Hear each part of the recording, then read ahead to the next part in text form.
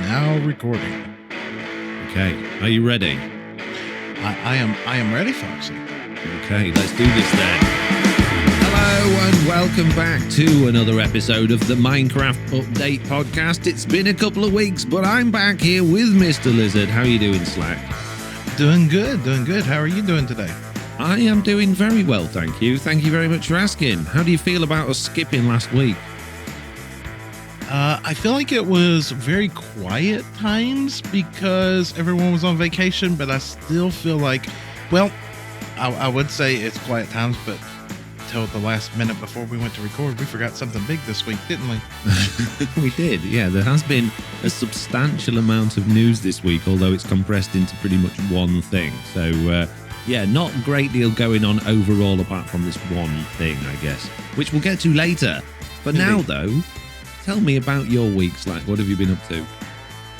This last couple weeks, it's just been a lot of the same old. I've been focused on streaming, making more content, and expanding upon my content. I'm actually starting to, record tutorials. Like, I probably should. If I'm going to be involved in it and I'm going to, put out Minecraft content, I feel like I need to just completely jump into it and not just do just the SMP side of it. What about you? How's your week been? My week's been good, actually. Yeah, quite a productive one. Last week I had my kids over for an extended week, so I didn't get a great deal done. So I've been really sort of pushing hard since Monday. I had my Monday morning live stream on YouTube where I built a rotating furnace array and a bamboo farm in order to make scaffolding to fuel it, and that went well. I did a Twitch live stream yesterday where I was working on the rivers for my base area.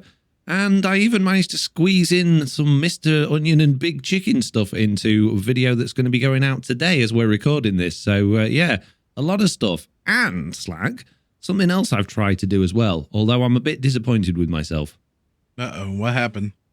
Okay, so what I'd really like, you know how I've made software before? I've made my prune tool, which I've now updated to make sure that that doesn't have any nasty bugs in it. Yeah. And I've made a few other things as well. I've never really learned C++ programming, which is what they're programmed in. And a lot of it is trial and error and learning from other things that I've seen and trying very hard to troll the internet for information to do it. And I've managed to cobble together those things. But what I'd really like is for the prune tool particularly to be able to see it on a map and to be able to select what areas of the world you want to delete, like you used to do on MCC Tool Chest and like there used to be, or like there still is now for MCA Selector for Java Edition. That would be absolutely amazing.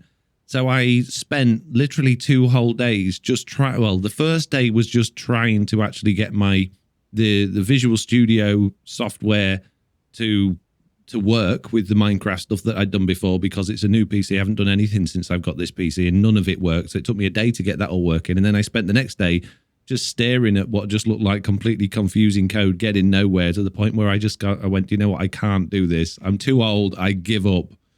So sad news. It's not going to happen. I was about to say, so the whole build up to this story is, yeah, I'm not doing it, right? I really want to. I really, really want to. I've got the thing I made, in 2019, I made a thing that was, I started working on this program called Minecraft Admin or MC Admin, where you could select which world you was, on MCC Tool Chest, I had a world selector there. You could even just pick an MC world file or find it on your computer. That all worked. The next stage of it was to open that world up and then look at the information in it, which I can read the chunk information. But I spent most of Monday this week looking at understanding how to open the level.dat file. And I know what I need to do. I just can't figure out how to do it. My brain's just not wired that way. So I just got frustrated. In the end, I thought this project is going to take me months, not days. And I need to be focused on making content, not making software. And then somebody in my chat on one of the live streams gave me a good idea, Slack. What's that? Well, they said, why don't I pay a developer to create this software for me? Okay. Yeah, so that I can give it out to free for everyone. But that means you'd be paying for it. Yeah. Yeah, this wasn't a very good idea. My basically reply was, well, if that's the case, why don't you pay for a developer to have it done if you want it? Why do I have to pay for it? So yeah, this is not going to happen anytime soon is basically the thing. And it's really annoyed me because I like doing stuff like that. I like the challenge, but I just cannot find the time or the focus to do it. And it's frustrating. Because if you want to do something like that, it's got to be all time consuming. That's what it does. Yeah. It's like before the SMP of Truly Bedrock and stuff, I used to love to do modded Minecraft. But to sit down and write packs, well, you know this. You've done a lot of packs. I haven't done them forever. It's very time consuming. It's very, very time consuming. And it's like, where do you want to spend your time? Do you want to spend it making content, or do you want to spend it making resources to make your content? You got to find a balance. Exactly. It's so difficult. And it's like Terraria for me. That's how I always think about it. Or a good mod pack. Those games, there's so much in them. They take so much of your time just to remember what's in them and the progression path you're in, that unless you're doing those full time, that you can't work them around a Minecraft content creation career. Or at least I couldn't. I tried really hard. But yeah. So sad news, but you never know. Something might happen in the future. It might just come to you one night. You could be laying in bed in the middle of the night and just be like, oh, that's what I was supposed to do there. Yeah, maybe. We'll see. Oh, dear me. So yeah, that's what we've been up to this week. Now we are going to be leading straight into the feedback, and we've had a reasonable amount of feedback this week, haven't we, Slack? Not tons, but a reasonable amount. Oh, geez, we've got tons. I'm just my goodness. There's a lot of emails and a lot of comments and things. Yeah. It's pages. Let's fly through this as quickly as possible. Okay. All right. Well, we're starting with the comment section. Why don't you lead on? From the comment section of the last live stream, Athena V saying, Foxy wants an Alice in Wonderland update. Drink this to become small, eat this to become huge. That was in reference to my what do I want out of Minecraft new food question that we got. And I said something that allows you to shrink or grow. So, yeah. Well, Jason Edwards next here said, thanks for another good podcast. Makes my workday go faster. Well, thank you, Jason. I'm glad that we can help your workday go a little bit quicker. PLJ95 says, as someone who used to play on console with a controller, I would 100% agree with Foxy that if you have a PC to try and learn to use if you have a PC, try to learn a keyboard and mouse. The movements and immersion feel much more how they intended than the slower movements with a controller. I would totally agree on that. But it's not a thing for everybody. But it's something that everybody should give a try. Yes. That being said, Wally next here said, awesome podcast. I really enjoy them. Happy New Year's to you both. Thank you very much, Wally. We're glad you enjoy them. Thank you very much, Wally. And I know I said we want to fly through this Slack, but I want to talk more about that controller thing because for me, there's certain games I would much rather play with a controller than a keyboard and mouse. And this is weird for me because I've always been a keyboard and mouse person. I had a PlayStation. They didn't have analog sticks back in the day when I had them. I always had a keyboard and mouse. I always did gaming on keyboard and mouse from the very, very early days. So when analog sticks got introduced and all of the sort of the good gaming moved to console for a while, do you remember going into the computer stores and there were just no PC games anymore apart from SimCity? Yeah, exactly. So you were kind of forced down this path, and I found it really difficult. But then there's certain games now. I went through a transitional period of games like Grand Theft Auto and games like that where I would literally have the gamepad on my desk as well as the keyboard and mouse. And I would use the keyboard and mouse for shooting. And then as soon as I got in the car, I would pick up the gamepad and drive with the car with the gamepad because it just felt so much better.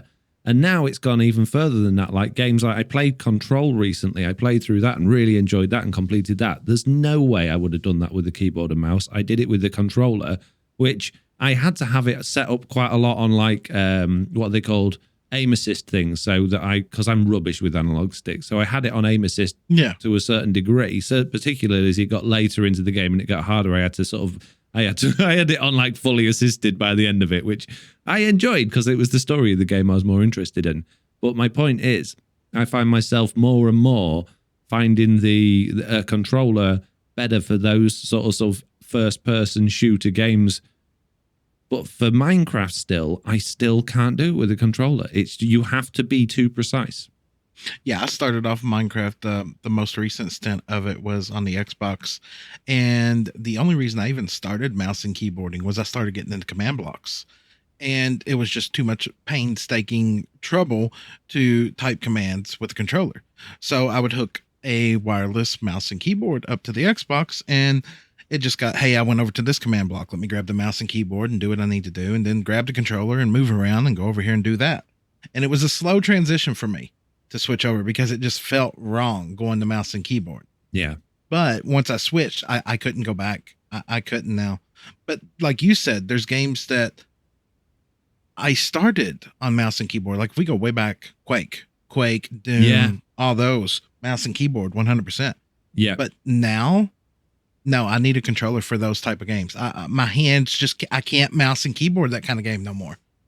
See, weirdly for me, like Doom Eternal, I did fully mouse and keyboard. I couldn't, there's no way I could have done that with a controller because you need too much precision again. It's too fast. But games like Assassin's Creed, I don't want to play that with a mouse and keyboard. I want to play that with a controller. Yeah, I would want to play Assassin's Creed with a mouse and keyboard. And I'm talking maybe a little bit more fast paced, I guess. Maybe, I don't know, like Call of Duty or Halo or something like that. I can't mouse and keyboard those. I just can't do it. Yeah. Then again, Call of Duty, I'm so weird. Like for Call of Duty, for me, I do it with, I started that in the original Call of Duty game, mouse and keyboard. But I think the last one I played was Call of Duty Ghosts, and I was playing that on an Xbox with a controller. So I don't know. I guess I'm just weird. I'm just weird. Nah, it's just everybody's different. I mean, what works one day doesn't work another. I mean, it's just Very life. True. Yeah, I think a lot of it also for me comes down to what games I feel more comfortable sitting on the sofa with. So, like, I've got my PC and it's a powerful PC, and I could play pretty much any game in the world on there, but I just don't find it comfortable anymore. I used to. I could spend all day and all night on my PC when I was younger, and I could just play on it forever. But now I just really like the idea that I go in the other room, I put it on the TV, on the console, and I can just sit back, relax, and play with the controller. Yeah, I've been missing that experience for a while with everything. Me living in pretty much one room. I really miss having a option that's not a computer chair, kicking back in a recliner on a couch, just watching a TV with an Xbox on the other side of the room. It's like, just lounging. Oh, it's nice. I haven't done that forever. Like, and I don't mean this, and I'm not trying to, poor pitiful Slack, but if I set up my computer, I can't set up my computer and watch a movie. No. If I have a movie on, it's on its own monitor while I'm still doing Minecrafty stuff on another. Yeah. Bless you. That's hard. I can't get away from it. Anyway, getting away from that to the next piece of feedback. Was it me or you? I can't remember. I think it was me, wasn't it? It's you. Rusty Shackleford says, there's two pieces from Rusty Shackleford, actually. They said, and that's the person with the OLED screens. It's Rich, Rusty Shackleford. Yeah, you remember? Yeah. Mister, I want you to put a screensaver on the. But there's a button that I can hit to turn off the screen. Yeah. Yeah. I remember this now. Yeah. I would love to see the Analytics podcast. I love hearing people who are educated on things that talk about those things. It makes a nice, tasty knowledge feast for my brain. Bestow upon me the buffet. And then they go on to say, love the content. OLEDs aren't just for rich people, though. They are also for people willing to have debt and make payments. They aren't terribly expensive when you buy refurbished. It's not financial advice. If it were, you'd be receiving a bill. Wow. Okay. I really like Rusty's sense of humor with this. It's great. But yeah, OLEDs. They're already old news though. I don't know if you know much about OLED TV screen technology. Do you, Slack? Not off the top of my head. Nope. Well, I didn't either, but I've been watching a lot of Linus Tech Tips recently. I don't know why I suddenly got into it. I'd never seen it, and everyone was always going on about it. And then all of a sudden I saw it, and I'm like, oh, I like this stuff. This is interesting. And they've been talking about these QD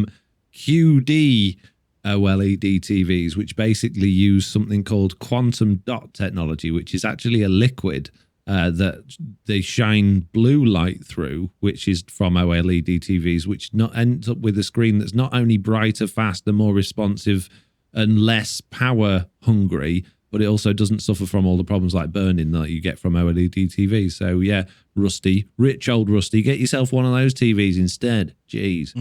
Yeah. Let us know how that works out, and we can just send you the bill later. It's okay. Yeah.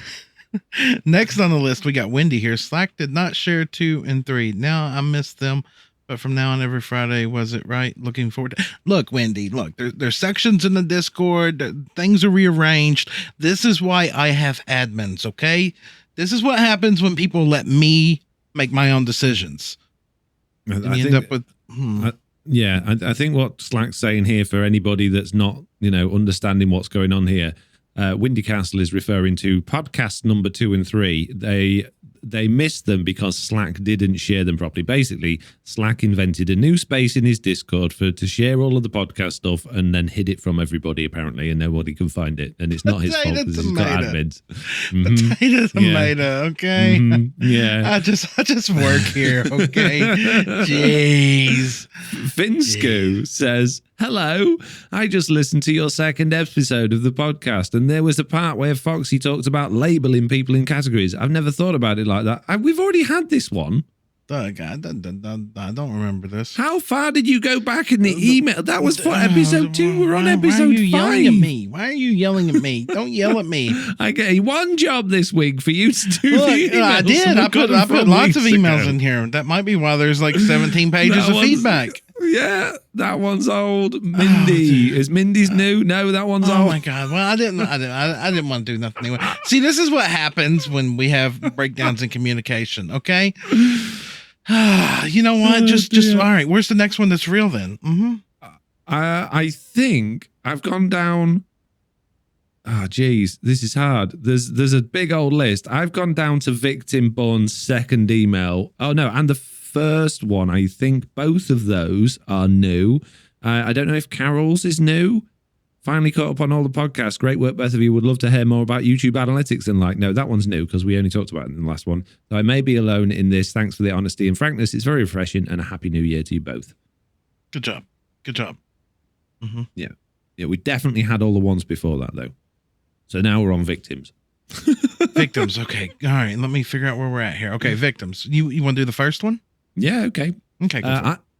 I don't have any experience about programming or modding, but still find your technical material interesting. Although most of it is right over my head, you explain things in a way that gives me the ability to understand things I previously didn't. You would have made a good instructor. I'm sure we've had that one as well. What, the second one? Have we had the second one? One of the reasons I enjoyed these podcasts is because it lets me think of you as creators of Foxy and Slack instead of characters themselves. See, I read all of these when they came through in the emails, so it feels like they're old, right? Yeah. So, but it may be that I'm just remembering reading them rather than reading them out on the podcast. So I might be totally wrong, but we literally just skipped them. I've read all of these. We've had all of these. No, we haven't. You just remember. You've read them. Yeah. Well, you read them. Jeez, it's going well today. Benjamin Williams says, hi Slack, hi Foxy. I just caught up on your first 4 podcasts. We know this one's new, Slack, yes. I've thoroughly enjoyed them all. There is nothing that makes me laugh more than Foxy and Slack conversations. This podcast has been the most useful resource for Bedrock, news and bugs, and I have loved hearing your ideas for potential Minecraft changes and updates. I have also enjoyed learning about the work you do as content creators and what it takes for you to create your videos. It really helps me to appreciate your videos even more. Thank you for starting this amazing podcast and keep up the fun content. Also, good luck with your neck surgery, Slack. And Foxy, you could wax the copper fields. You could wax the copper fields that people AFK out to get back at them. Oh my God. That's brilliant. That's great. I love that. Can we do that? Yeah, I'm sorry for reading your name out there. They have put sincerely Agent R2, but that does lead me on to a question we've got later on where somebody asks about name things. So we'll get to that later. But yeah, we should probably read the name that's at the footer of the email rather than the email address name. Okay, that makes it very interesting, and I get the whole point of it, but yes. Yeah. So the next one, so I wouldn't say it's from the name at the top. I'd say it's from Faded. Yeah, Faded Daddy-O. Faded Daddy-O here. Oh my goodness, this is a book, and we know I'm horrible at reading. Hello to you both, Foxy and Slack. I really enjoyed a podcast, a wide variety of topics and opinions, ranging from what is new in the Minecraft world to tips on how to play, the bug report discussion, and to how to put out content to behind-the-scenes shenanigans. You are fun to listen to. Whew, need a breath. Nailed it. Good job. All right, now to paragraph 2. I know, I was like 7. Good luck. As others have said, when you finished. As others have said, I think multiple content creators doing a collaboration can and should put out their own videos. You all have different audiences, and we don't have the time to watch everyone. When it comes to other content creators showing off farms that are of the same as yours, but with a twist or change so that it isn't identical, I think it is okay with attribution. Yeah. Verbal attribution is clear language right at the beginning of the video and in the link in the description. Should be notified of the video. It only seems fair. We talked about that one. We'll cover the rest of that in just a second. Yeah. The rest of that says, I would like to suggest that you cover your week's activities first, then move back to feedback. Okay. Right. Okay. We did that. We've done that. We've taken your advice on board, Faded Daddy-O. Yep. Yeah. With the whole content creators and the farms, I could have swore we covered that in the last podcast more. Yeah, I think we've pretty much beaten that one to death now, haven't we? But they're pretty much agreeing, saying, you know, if the farms change slightly, and as long as they've sort of suggested, here's the original one in the description and verbally. They also go on to say that they, you know, if you're doing a tutorial that's based on someone else's, then you should notify them that you've done it, which I think is a nice thing to do. But I think it's a courtesy, but yeah. Yeah. So, yeah, agree with that. But, yeah, not the part later on where it says, I would like to suggest you cover this week's activity first and move to the feedback section next makes sense. And that's what we did this week. So there you go, Faded Daddy-O. Indeed. Right. You're up next. Okay. This is from Beba Block. Hi there. Long-time viewer of your Foxy. Don't tend to interact too much, but since listening to the podcast, which is fantastic, by the way, I feel much more involved. I don't get time to work and kids hang on a minute. Jeez. I don't get the time due to work and kids, etc. to watch your streams videos straight away. Space Engineers does the multi-inventory thing perfectly. You have 9 slots for your inventory, but then further to this, you have an Alt plus number to gain another 8 hotbars. Granted, the way they have items is slightly different. I would see Minecraft bringing in... I think that's supposed to say I would like to see Minecraft bringing in an extra inventory space and having some form of belt or bum bag. The Elytra removes the chest plate, but the belt removes your leggings. This would then give you an extra hotbar worth of space. Either this or allow an offhand item that when held like a totem of undying gives you an extra inventory space, but only when it's held. That's a nice idea. I don't think it's enough, but I think it's a nice idea. It would be something that would be a starting point. Give us something extra, right? Yeah, absolutely. Speaking of things being slightly different, now this is a bit of news from the Twitterverse, I guess, that we haven't put in the news section. King B Dogs has put out a tweet this week or maybe last week saying this has got absolutely nothing to do with Minecraft development. It's not something we're thinking about. It's not something we're planning, but it's something I've often thought about as a player of the game, not a developer. What do you think about increasing the stack size from 64 to 128 blocks per stack? And then left it open to discussion. And I just thought, well, that's quite an interesting, idea. That probably would help to a certain extent because there's quite a lot of times when you're building, when you're carrying more than one stack of the same item. So yeah, that would probably go a long way for inventory management. Yeah, it would be a start. Right now, it's a disaster. So anything feels like it would be an improvement except for bundles. But it still wouldn't give you that, look, I need my axe and my pickaxe on my hotbar because I'm working with stone and wood. And I also need food so I can eat. And I also need rockets to keep getting up and down from this tall thing I'm building. And I need all of the slots for this different variety of woods and blocks and things that I'm building with. Just doesn't, the hotbar needs to be bigger. Or it needs more like rotations of the hotbar. So yeah, I think that would help. Like the whole scrolly wheel that we talked about last week. Yeah, exactly. Larger stack sizes would definitely help, but I think the hotbar is my biggest frustration, to be perfectly honest with you. Interesting. Right. Very, very interesting. Well, next we got Daruza up with Hey Foxy and Slack. Been loving the podcast. I am finding that I need to listen to the whole thing through. Let me try that again. Hello, Foxy and Slack. Been loving the podcast. I am finding that I need to listen to the whole thing through in one sitting, as I feel I miss out on the contextual humor that you guys have when you refer to different parts of the show. It's actually a great way to relax during the weekend. Catchphrase. I think that was in response to me doing the joke out of Free Guy at the end of the last podcast where I said catchphrase to lead the show out because we didn't have one.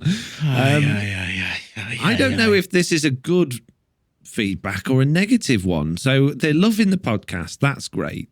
But the fact that they're feeling like they need to listen to the whole thing in one go because we have humor that spans across the whole podcast. We might make a joke in the beginning and refer to it later on.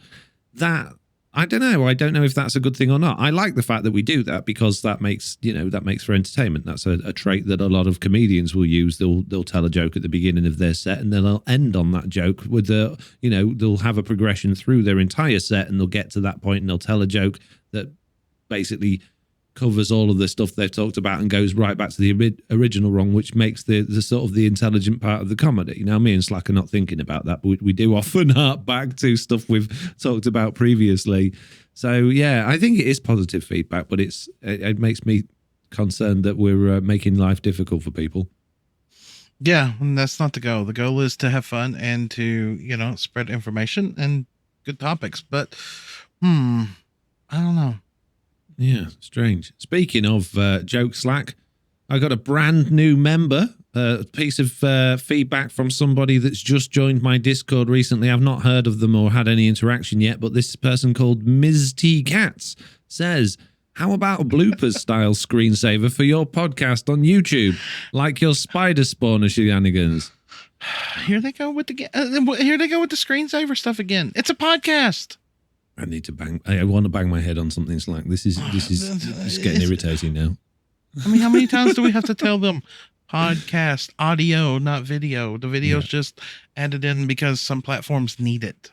I'm pretty sure that was a joke, but joking aside, if we put a bloopers section of the video, not only is that obviously hard work to find the bloopers and put them in and cut it up and make it and all that sort of part, but even if we did that, if we used that footage as the background to the podcast, it wouldn't make any sense without the audio. It's just two people playing Minecraft and no context for what they're doing. So, yeah, it wouldn't work. It wouldn't work, Ms. T. Cats, whoever you are. Get out of here. Yeah, I don't know who stupid that is. ideas. Here's there's another one from your Discord there. Sorry, Mitz. Mitz is my head admin, by the way. Just saying. Just as a joke. Do you yell Mitz while you're live streaming? Maybe. Like I yell T-Man? Yeah, pretty much. And she gets in trouble for everything. She gets blamed for everything, even though it's not her fault. But it's, I yell at Watchful while I'm recording. It takes the heat off me, I'm sure. Anyway, what's Dylan have to say, Slack? Dylan, speaking of editors, on a serious note, a split screen face cam would be used to be nice. On a serious note, a split screen face cam would be nice, like the WAN shows that they did from home. Okay, so WAN show, speaking of Linus Tech Tips, have you seen it, Slack? No. Okay, the WAN show is basically a podcast that they do on a Friday where there's two of them, generally speaking, and they sit in a studio and have their laptops open and spend their time clicking on their keyboards and then talking about latest technology stuff, this, that, and the other. I find it very difficult to watch, to be perfectly honest with you, as much as the content is interesting, because I'm focused on them fiddling with their keyboards and not really and the faces they pull, I don't like it. I don't like the fact that their faces are there. I find it really off-putting. But what they're saying is when they did it at home because of COVID, they did their face cams like me and you did over Discord, and they had that as part of the video. Now they're releasing that podcast thing as a video. We're not releasing this as a video. We are kind of, but it's not designed to be a video. It's designed to be a podcast. It's just there on YouTube for your convenience. We don't have to do that. We could just say, no, forget it. We're not going to put it on YouTube at all. You can only listen to it through the podcast things, but that's going to, cut some certain people off. So I agree with you, but I think, again, going back to what we said previously, that would work great in a Discord stages environment where we're live doing this. If we're doing this live to a group of people, that makes sense for them to be able to see our faces. But then I don't think uploading that, added that onto the upload later would add any sort of benefit. Personally, I don't think it's distracting from what we're talking about. Well, see, then, like, if I were to listen to the podcast, then I would want to watch it because I would want to see Foxy roll his eyes whenever I said something, be like, okay, roll your eyes, and, but no, exactly. It's a podcast. And that becomes a different piece of content altogether then. And sort of then you think, well, what's the point in me spending however much I spend every month to actually pay for the podcast hosting facilities? Might as well get rid of that and just upload everything to YouTube. So yeah, nice thought there, Dylan. But I think we'll just keep it to the logo on the screen bouncing around with bloopers, okay? Mm-hmm. And gameplay footage in the background. Yeah. Eye of the Night says, okay, so to continue it here, I like some of what I heard about, speaking, I got to say this, before we get to any more feedback, it's killing me. I love Minecraft Dungeons. You're like really on a kick about dungeons, aren't you? Oh man, I used to just mention the background gameplay footage then, and then my brain very quickly went to, what game do I play long enough in long enough sections to be able to put in the background of a podcast? And it's like Minecraft Dungeons. I play hours. Oh man, I was playing it with the kids. We were having a great time. We've gone up to the next level of difficulty. We're doing even more of it, and now I'm like, I want to do it even when they're not there, and I'm proper into it at the moment. So everything negative I've said about Minecraft Dungeons previously, I don't take it back. The levels are still too long, but I'm really into it. So yeah, anyway. Eye of the Night says, okay, so to continue it here, I like some of what I heard. Do you know what, Slack? I'm sorry, I'm going to have to go get my non-squeaky chair. I forgot to get the non-squeaky chair, and all I've been able to hear through this podcast is my chair squeaking. Well, one moment, please. I'll go get cheese. That's so professional. One moment. Stupid chair. Ow. Oh. It was me. I'm back. Mm-hmm. Welcome back. I'm on my non-squeaky chair, which is a dining room chair. Okay. Okay, there we go. Microphone is now correctly positioned again. I'm ready to go. With Eye of the Night. I'm out of breath now, Slack. Why'd you not have the non-squeaky chair to begin with? I'm just saying. I forgot. I'm sorry. It was an accident. Eye of the Night says, geez, okay, so to continue it here, I like some of what I heard about the end game storage issues. I do remember an old Java mod that used the tab button to open up a ring of icons, each of which was a different set of inventory. Much like the emote ring, which I find mostly useless, it was a super handy, especially for large builds. Another solution I was considering were some enchantments that were usable only on Ender Chest expansion 1 to 3. Perhaps each adding another row to Ender Chest. Perhaps the books could be found via the Wandering Trader in end raids, or perhaps trading with piglins. That could also be coupled with the backpack solution, say using an ender chest in a backpack recipe to create an ender pack. It would free up a slot in the inventory, and at least in my mind, and go on to a similar location to the Cape, perhaps. This is just a fun little addition. He's writing a whole mod pack here, Slack. I know, right? That's exactly what I was like, man. There's a lot of detail here. Mm-hmm. Now, if you just take backpacks and add them to where the Cape goes, and double your and double on your hand in. Oh my goodness me! Now, if you just take backpacks, and add them to where the Cape goes and double your on-hand inventory, I think might be the easiest solution game mechanics wise. Though I'm not entirely certain on that. Jeez, Eye of the Night. I think they're very opinionated. I think they've got a lot of opinions on endgame inventory, and I appreciate your opinions on it, but it's too many ideas and thoughts, and I think it's a good idea, but I'm moving on now to Dylan again. Oh jeez. Dylan again. Dylan. Okay, there has been a lot of talk about inventory management on the podcast. Goodness me, not more of it.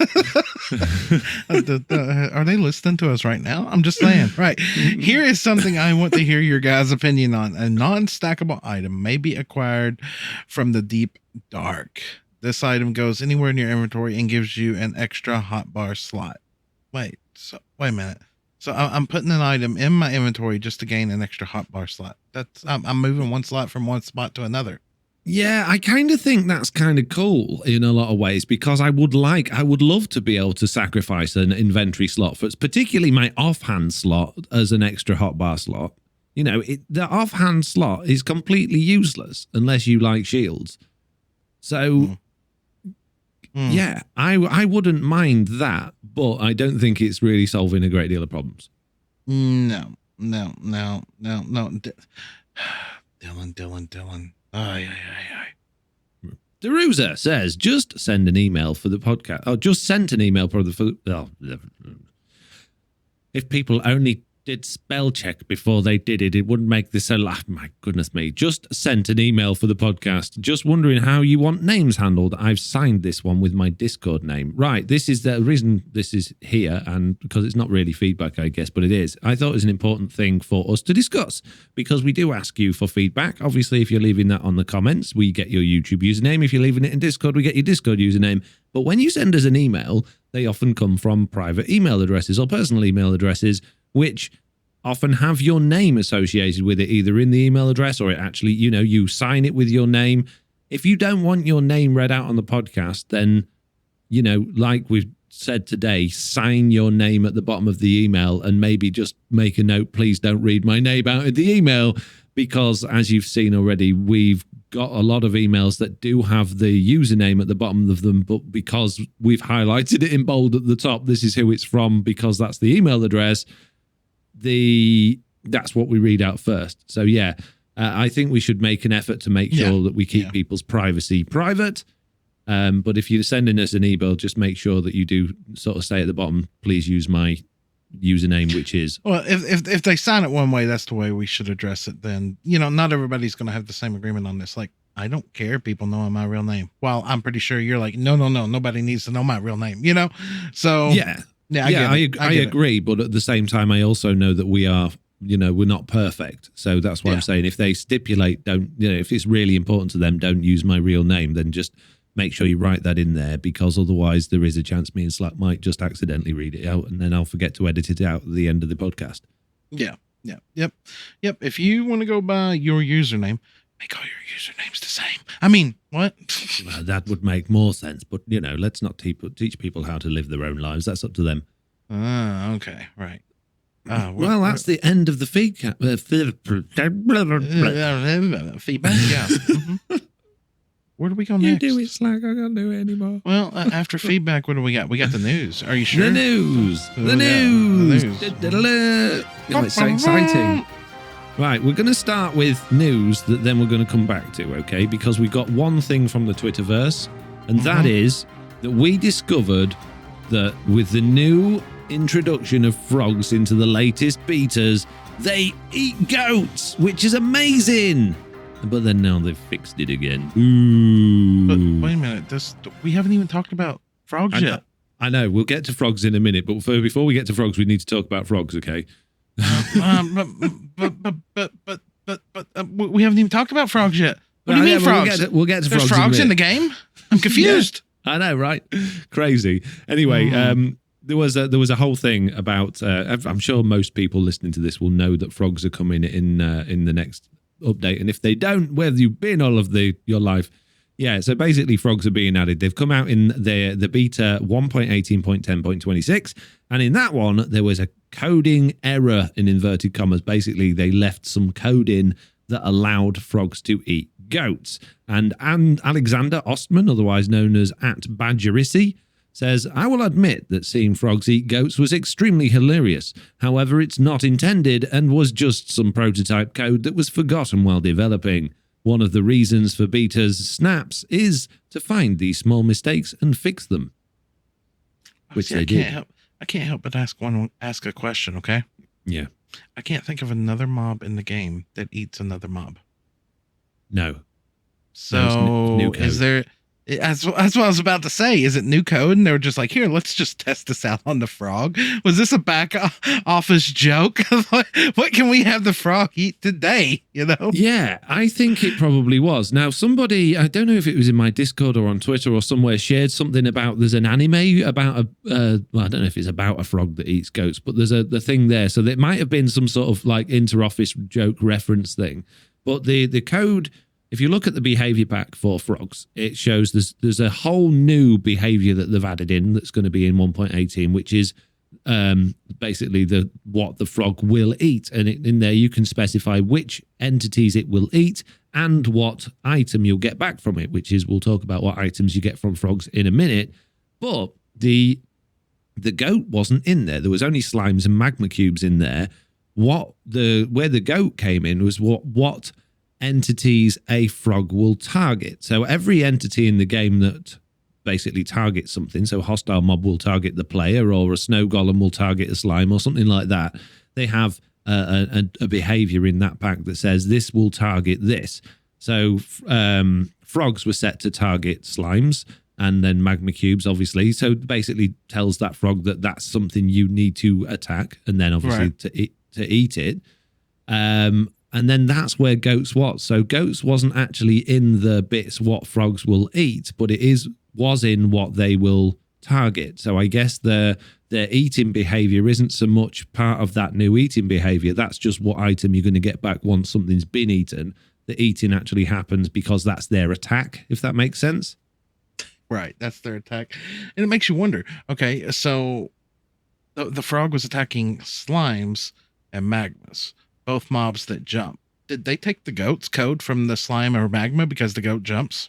No, I think, and this isn't my own thoughts as well, this is someone else saying this, but I think that it was probably just, they were just testing it out, or maybe it was like a replacement for fireflies, just to see if a third mob that didn't drop some sort of item, just to see if it would work, and they forgot to take it out. Maybe. I don't know. We'll never know. No. We've had their excuse that it was a prototype code that was forgotten while developing, which maybe we'll find out on Minecraft Now. See, wasn't at all, but yeah, okay. Before we get, okay, let's jump into Minecraft Now then, Slack. Minecraft Now is back! Hooray! It's been gone so long. But it just started, Foxy. Okay, so there's a bit of a joke here between me and Slack. Basically, there was a Twitter post from the official Minecraft post saying that they're really sorry that the Minecraft Now monthly live stream, which they've only done one of, the one that was supposed to be on in January, was postponed because they had to comply with local COVID-19 rules. So they don't have a date yet for it, but they're just, to hold tight, it will be coming. But then that offered a link to the Minecraft.net website to an article which is titled Minecraft Now is Back. So the article says, hey, we're going away because we're not doing this next one, but we will be back. But the title is that it is back already. So it's kind of a bit weird. It doesn't make much sense. It made me laugh. We've already spoken about December's Minecraft Now. It wasn't something neither of us particularly enjoyed. No. The January one is set to go ahead at some point, and they've said it will feature Ant Venom if you're interested in Ant Venom and his videos, and it will also feature some Warden fan art, and they are accepting fan art to be posted by posting it on Twitter with the hashtag MinecraftNowSubmit. So if you're interested in sending in some Warden fan art to the Minecraft Now live streams, you can do that by posting it on Twitter with the hashtag MinecraftNowSubmit. So yeah, there we go. Well, it'll be back eventually. It will. And then Minecraft Now is back will make sense. But then I'm sure there'll be another article that actually says we're back. And this is the date that we're coming out on, but who knows? It's giving me a headache, Foxy. It's giving me a headache. I know, it's all inside out and back to front.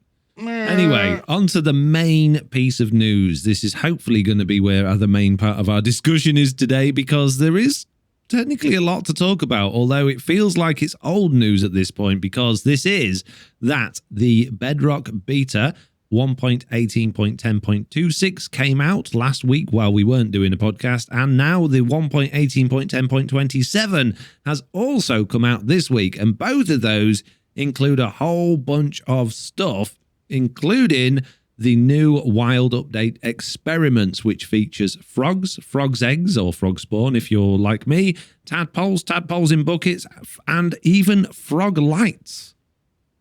Now, I found the frog light ones very fascinating and interesting, considering we were just talking about that in the last podcast. Can we get some dyeable lights? They're not exactly dyeable per se, but they are interesting. They're coloured, which is amazing. And the thing I like most about this is, for RTX, we know that if we colour a light with a certain colour, it will, apart from what they call soul sand torches, which are red, and they will always be red no matter what colour you make them for some reason, because RTX is broken. But what we've got now, 3 basically plain new blocks that we can give whatever colour we want to, and they will shine that colour. So I'm looking forward to that from an RTX perspective, but also in game, having a new, it's basically a sea lantern variant. It's pretty much a white light, but with a tinted colour edge. And we've got purple, orange, and green, is it? I think so. Now, the question that I want to ask real quick is, does it emit a different color than just white? In RTX it will, but not in Minecraft. Okay. Well, that's something at least. Yeah. So the way you get those lights is it's a really interesting mechanic. We've talked about frogs eating slimes and magma slimes, and when they do that, depending on which type of frog it is, it will spit out a different color of light. So we're now going to have to farm frogs it's not just normal slimes. Slimes just drop a slime ball. It's magma slimes only drop the frog lights. So we're going to have to farm magma slimes, baby ones particularly, and frogs to be able to get these new light sources. So they're not going to be something that you're going to have millions of unless you can come up with a very interesting farm. And I think I might have some ideas already. I was literally just sitting here thinking they added in magma spawners here a few updates ago. I'm just saying. They did, and me and you have a bit of a history of creating farms that use nether portals. So my thoughts are, you send your magma slimes straight through a portal, no matter what size they are, into the overworld where you've got an AFK player waiting. Yep. A trident killer, okay?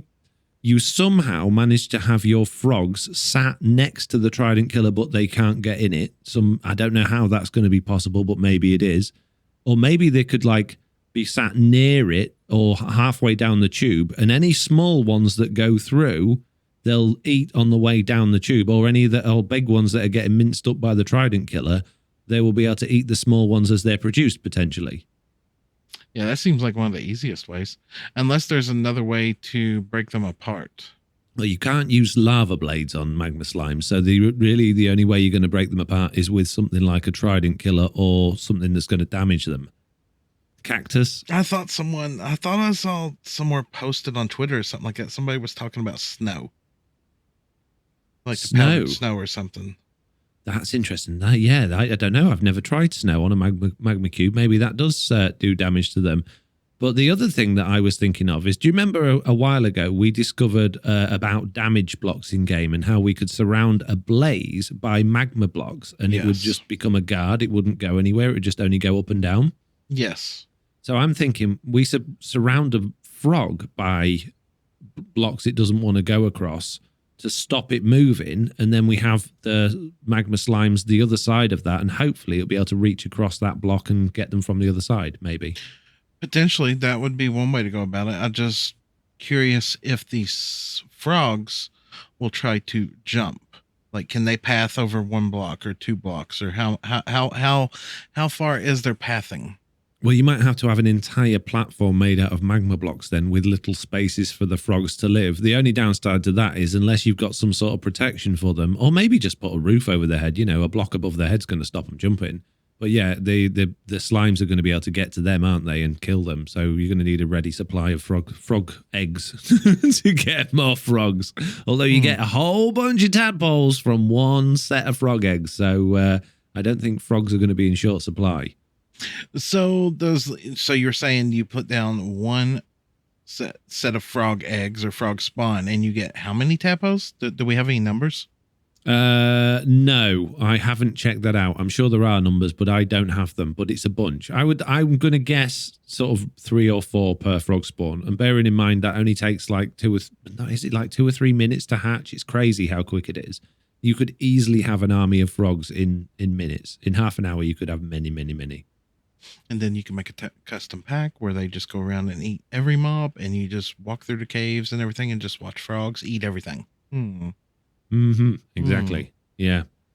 The only downside to this mechanic, obviously, if you're doing it in the nether where the magma cubes are, is that you can't spawn your frogs in the nether because there's no water. Now, somebody did suggest, I can't remember where this was as well. It might have been in my Discord. It might have been on Twitter. I'm rubbish, aren't I? I just remember seeing things.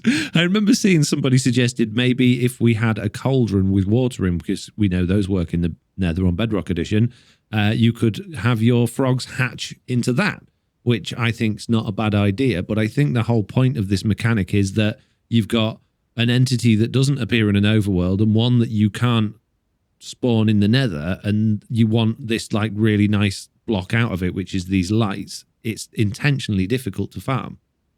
Yeah, I like the fact that it's intentionally difficult to farm, and I like that they've added the frog having a use. Yes, yeah, definitely. I mean, the oxalatos, not much of a use, but the frogs actually having a mechanical use, that really makes me happy. Yeah, absolutely. I think it's brilliant. And not only for the main game, but as well for making maps and making packs. Being able to say this new behavior, eat something. I could have an entire adventure map that is sheep going around eating other things, or a whole new entity that eats things. Now your big boss at the end of the game might eat you. Although we have seen footage of somebody that's clearly fiddled with the behavior pack to tell the frog to eat the player, and when it does, it crashes the game. So maybe not not eating the player, but you know what I mean. You've got a whole new mechanic to play with now that just opens up so much more creativity within the entire, not just the survival game, but the entire game of Minecraft, which I just think is brilliant. Yeah, I think that's a nice change. Now, as far as the tadpoles and everything else, I don't think they have no known mechanical uses yet. That would be interesting. That's true. Oh, and just to go back on that as well, I'm talking about like a sheep that goes around eating things, or bosses that eat things. The eating thing is inconsequential here. Imagine you've got an entity which is just a solid block, or it might even look like a block in the game, like a crafting table, and you have another entity nearby it. Now, it doesn't even have to move for it to, in inverted commas, eat that thing, but it will give you another item. So you could have a block in a game that's just sort of in the middle of a field, and when another mob goes near it, it will basically delete that mob but give you a custom item based on that. And you could have, like you've got cobble clickers and all those sorts of things where you've got to trade an item for something else. You've now got an entity that can trade entities for any item, which is just interesting. You no longer need to rely on the loot table for that entity. A cow, when you kill it, can still give you beef and leather, but when this entity kills it, it can give you diamonds. Yeah, or when this entity kills it, it could always drop the mob head.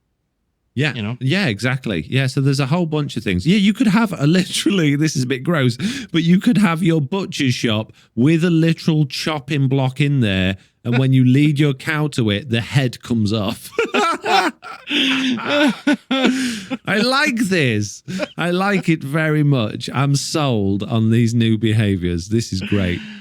Many different things you can do with that, but also an interesting thing that you kind of got under that, I don't understand it really, deals with the ally and fireflies. Yeah, okay, so there is this again found from somebody on Twitter, and I've checked it out in the betas to see if it works, and it does. If you use a command with the wild update experimental toggle on, and that command features an entity selector, so something like execute at E type equals, or detect at E type, or basically just a command that features that, the alley and fireflies are both selectable in the list of Minecraft entities there. So that leads to speculation that those mobs exist at least in some form of code within the game already. So it's probably not going to be too far away from those to be actually coming out in the betas. So they're obviously either, they might fully exist, although I don't think there's ever any reference to any like textures or graphics for them, but the code could be there. So it might be just be that they're hiding them from us for now, or they might just be placeholders, you know, for when them come in soon. Well, it feels like a lot of the wild update is getting pushed out really, really fast.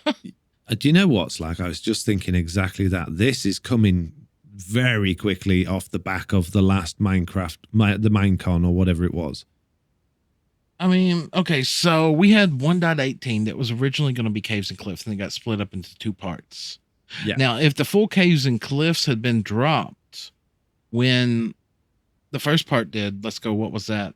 July of last year? June? Last June, beginning of June, yeah. Was this intended to come out at about this time? Was this when 1.19 was intended to come out? Well, I think they always historically have aimed for a summer release, haven't they? Unless So it's this been would something be- like the Bees update, which is a small update. So maybe this is supposed to be like a Bees/bug fix update originally, and yeah, it maybe was supposed to come out on holiday season, or it might just be that these things have not been particularly difficult to code in so far. I don't know. It's weird. Or it could have been the fact that Caves and Cliffs was split and they already knew this was going and they'd already started working on it in the back end a little bit, and it just gave them more time. Hey, I think we've talked about that before, though. Take your time, get it right. Yeah, and we will be a lot absolutely. happier. I'd rather have one big update a year where 95% of it comes out and works as intended than an update every 3 months and 50% of it work. Yeah, I agree. So this can mean 2 things for Minecraft going forward this year. This can either mean that we are going to get much more as part of the wild up, like I've been hoping for, with the extra biomes and the extra mobs that have been promised before, and we get that at, well, later in the year, like a year from when we got the last from so more like, you know, November, December again, or they're going to get all of this done, nicely polished, and it's going to be a relatively small update, and it's going to come out mid-year again, maybe even a little bit earlier. My concern about them doing that is that, you know, the reason that a lot of SMPs, including Truly Bedrock, had a short season is because we knew the next update wasn't going to be far away, and it was going to change a lot of things with world generation. This is also going to change a lot of things with world generation. We're going to have new swamps, new blocks, new mobs, a lot of things. Does that mean people are going to be having yet another short season, or are we just going to go, no, we'll only be able to go for those things outside of the area that we've already established? I'll tell you, just between me and you, I don't want to do another short season. No, I don't either. I did not have fun with that short season. I know this is something we really haven't touched on, I don't think, but we knew going into the last season it was going to be short. Yeah, and it was was planned just from the start. It was. I honestly had like no fun with it. It was. It didn't give me time to really get creative and stuff like that. Like I only got like 2 of like 5 of the builds that I wanted to do in, and it just. You reach a point where you're about halfway through the season. You're like, well, what's the point? It's pretty much over. I can't start this big project. I can't start this. I need to start wrapping this up. I don't know. I don't like that. I really don't like that. But they don't design the update around the whims of content creators, though. No, they don't. But I think they get a lot more consideration than they used to, particularly with a few of the developers now joining SMPs, and with them having a lot of focus on content creators in things like Minecon and stuff. They know that Bedrock Edition or Minecraft in general, a lot of its popularity comes from people playing it, and it comes from people playing on SMPs and things like that. That was one of the biggest things when they did those graphs on what was that thing that came out on YouTube where it was Minecraft has had 1 trillion views, and they showed graphs of what was popular over time. And Minecraft SMPs are at an all-time high. It's one of the highest things that people are searching for and watching on YouTube. And Mojang are going to be very much aware of that. So it does pay them to look out for content creators in that sense. But I don't think they're worried too much about pushing out an update that changes a few things. I think they would probably be concerned if they were changing a lot of things. But the other thing from this as well is the deep dark. Do you want to have to go 4,000 plus blocks out to find the warden in the deep dark? What's going to be down there? Are they going to give this more time for that to develop? Bedrock. Let's go down to a frankly honest stage here. We can't afford to go out 4,000 blocks to do that kind of stuff consistently over and over again. No. We just know that that's death for a Bedrock world. It's death. Yeah. Like if in July this update comes out and now all of a sudden everybody wants to base in a swamp and there's like no swamp within like 4,000 blocks on TB. The one that's not been, that we can prune, are we going to have to go around going, well, we can prune this area, what's the coordinates, let's hope we get this right and not delete a whole big section of the world we didn't intend to. That's dangerous to play on that level. Well, yeah, and then there's no easy tool out there. You just literally covered that at the beginning of this podcast with the one that you were making. I mean, literally, we just stepped back in time on that one. We don't have no easy. Sure, you got a mist. What is that? A mist? What? You know which one I'm talking about. Amulet. Yeah, sorry. Yeah. Yeah. But it's not necessarily easy to use. And then there's the risk of just things going wrong. Not for pruning things on a big scale. Amulet's not cut out for that at all. My prune tool's great in the sense that you can tell it what coordinates plus and minus that you want to keep in the overworld, nether and end, and it will go through your entire world and get rid of anything on the outsides of that. That's great, but it doesn't allow you to go, well, I want to cut out this tiny area of the world here and I want to cut out this tiny area of the world there, and particularly with any precision either, because again, back on MCC Tool Chest before it went out of date, it was you could go down to the chunk and select an area of chunks that you wanted to wipe out, which was great. And like MCA Selector for Java Edition, you can do that. Now, it's not impossible, although I think it would cause a lot of problems. We could use something like Amulet to convert the world from Bedrock Edition to Java Edition, do the prune in Java Edition using something like MCA Selector, and then convert it back to Bedrock Edition. But I think that would cause a lot of problems. I think they would end up with a lot of missing things, items going wrong, rail not connecting. Yeah, there'd be a whole bunch pretty much of stuff break off farms and everything. Yeah, it's a finicky one. I've really, as much as I'd love seeing updates come out, I'm going to go back to one big one a year, please. Yeah, one big one a year would be great, and consistency at what time of year that came out. And I know that COVID didn't help with everything, and I know there were problems with what they basically said they were going to do way too much and had to rein a lot of it in. I get all of that, but from a content creator's point of view, it doesn't really matter for the player. I think a player would appreciate a new update every month. From a content creator's point of view, once a year at a set time of year would be absolutely perfect for you to be able to plan around. Going back to what you were saying about not doing a short season because you didn't enjoy it. For me, on paper, a short season is a win-win situation, bearing in mind on paper, okay? On paper, You've got... When we did season 0, it was a short season, and it was great because we all mucked in. We had a great time, and it was, like I said, or like I always say, it's still today the season I look back most favorably on because I just had the most fun with it.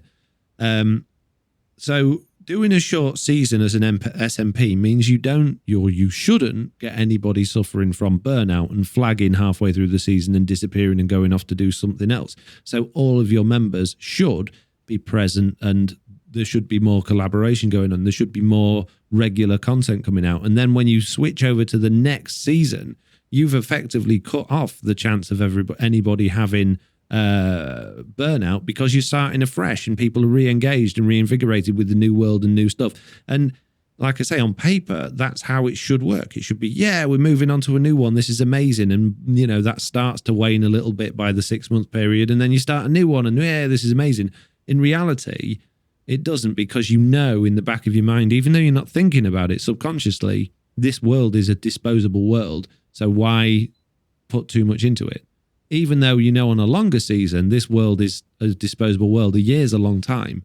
And you can move on from one project to another. You can move around the world. You can take on different things. And you as a person will change over that year. When you've got 6 months, it feels like there's a lot to achieve. Yeah. Yeah. You're pretty locked in.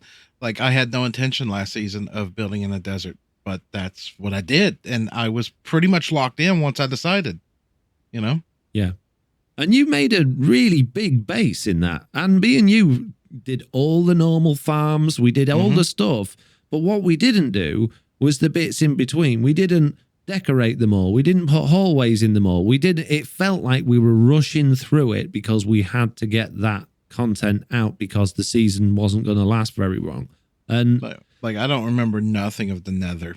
I know we had nether farms, but like no hub, no. Well, Zap did. He made an amazing set of nether tunnels. And I was saying this the other day to somebody that he did all of that work and it went pretty much unnoticed because we just didn't use the nether because we weren't. Well, I haven't touched the nether this season, really, to be fair. I spent a bit of time in the nether this season. I'm actually, I'm quite enjoying, I'm just enjoying things all round a lot more this season. Everything just feels a lot more relaxed. And I think that goes back to what I was saying for the short season. There's that pressure to do as much as you would do in a normal season, but in half the time. Yeah. Yeah, which just puts you off and then you end up doing nothing and feeling even more pressure. Oh yeah, it's like the projects that I got going on right now on TB and what I done got planned. They're massive. They're like a year-long project. And if I get them done, it's like I'm thinking of like 4 or 5 different projects that I want to do. So like if I get a little tired of the big project, I can move on to another one, you know? And another one and then come back to it. This season, I've actually written a notepad file of all of the things that I want to achieve and all of the projects at this stage that I want to cover. And there's a lot on there. There's multiple pages of all the things I'd like to do and where I'd like to be and how I'd like the base to progress and stuff like that.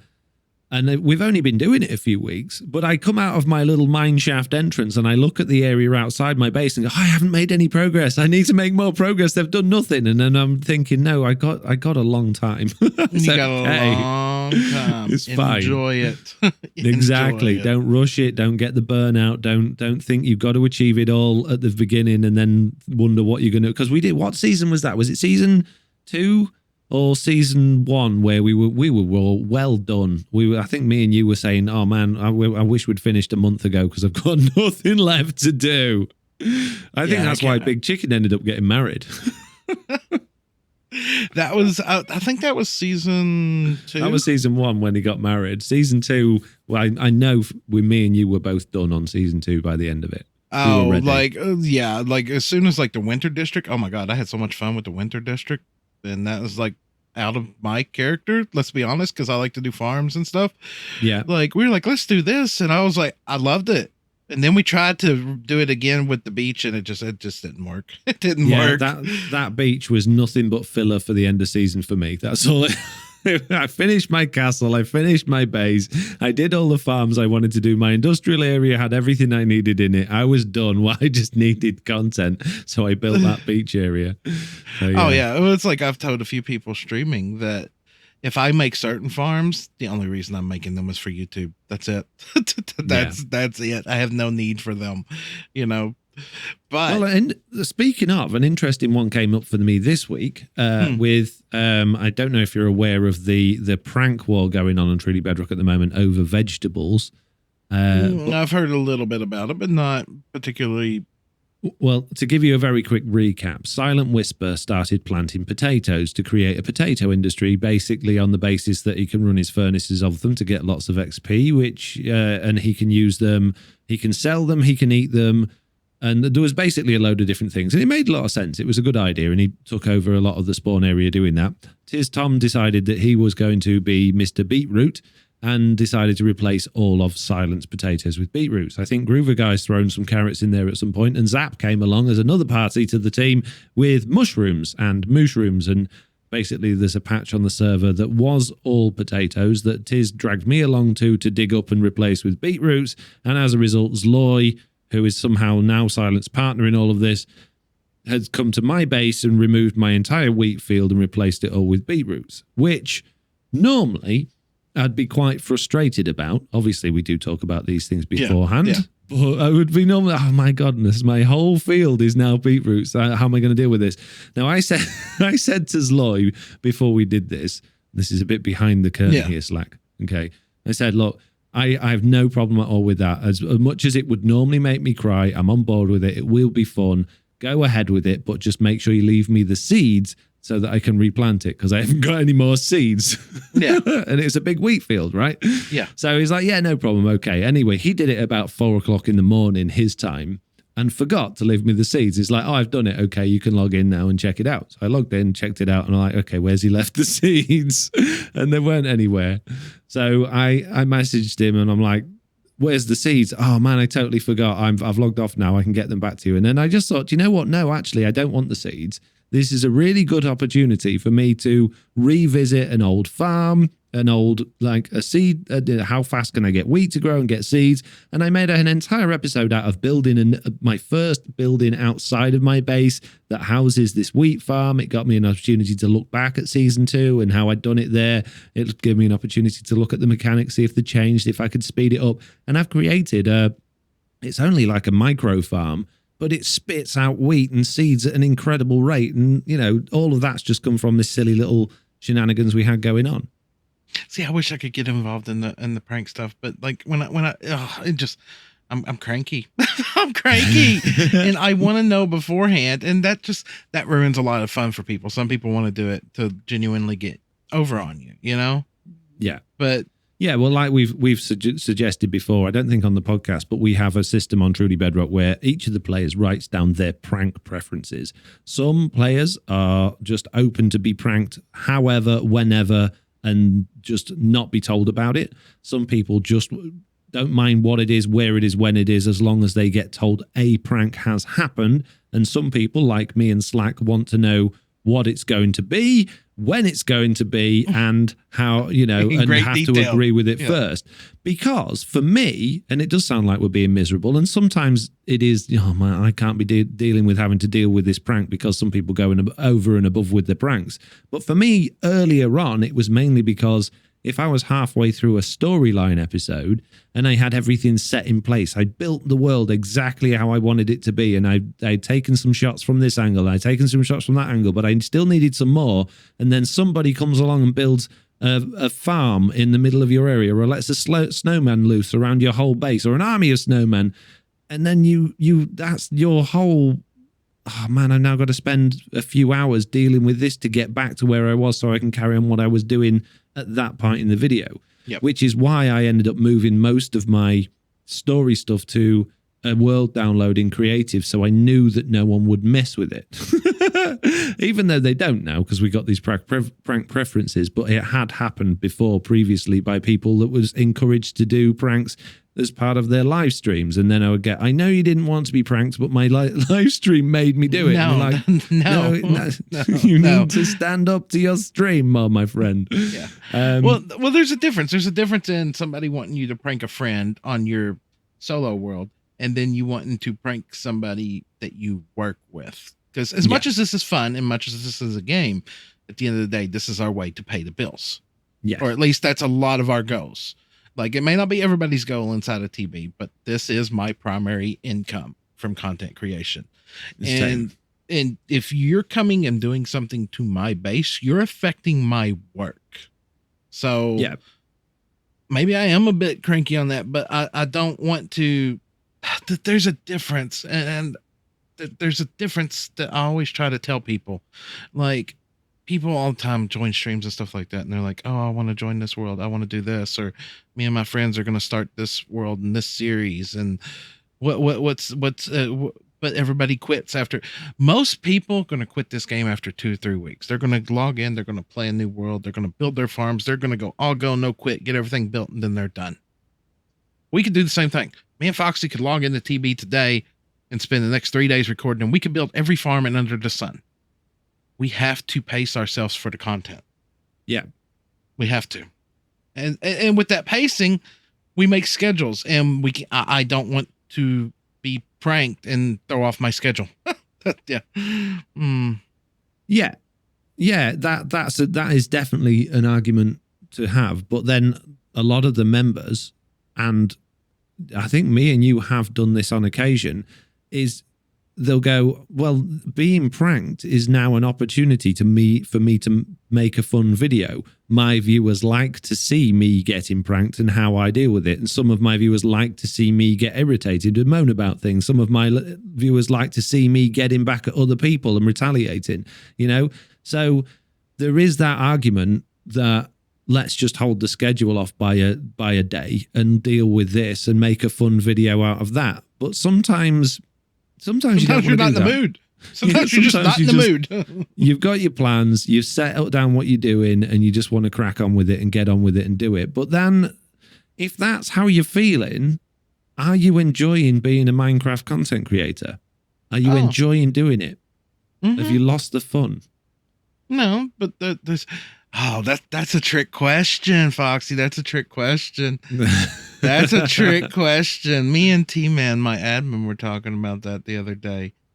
We were talking about that, and it was he wanted me to join him in a world to do something, just play a game. It was Minecraft. It was just do something. Mm-hmm. And I got into the world, and I was like, if I'm not recording, why am I here? Yeah, exactly. If I'm not recording, why am I here? And then I'm like, can I play this game without recording anymore? Would I play this game without recording anymore? And I don't have an answer to that, to be honest.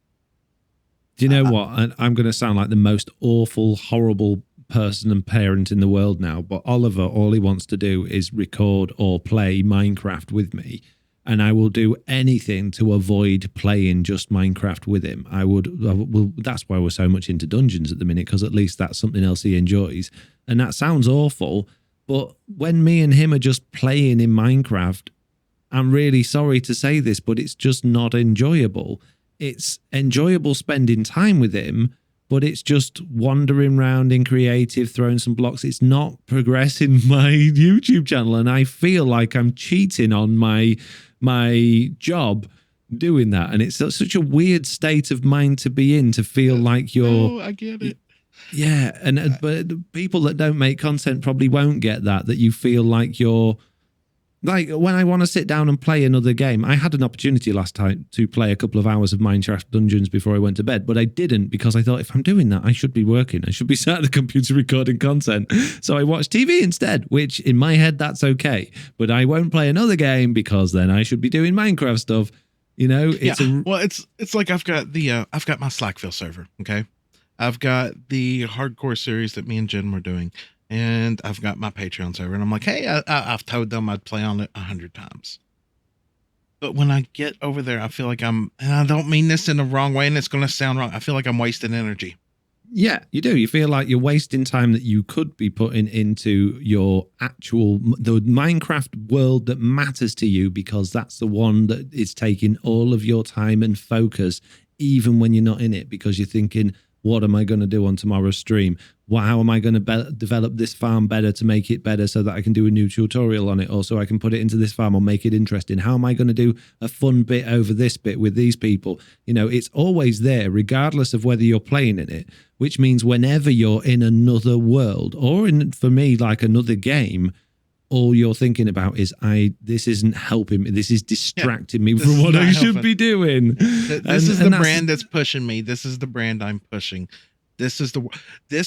All the people on the Patreon server, if I were to guess, 90% of them found me through TB. Yeah. You know?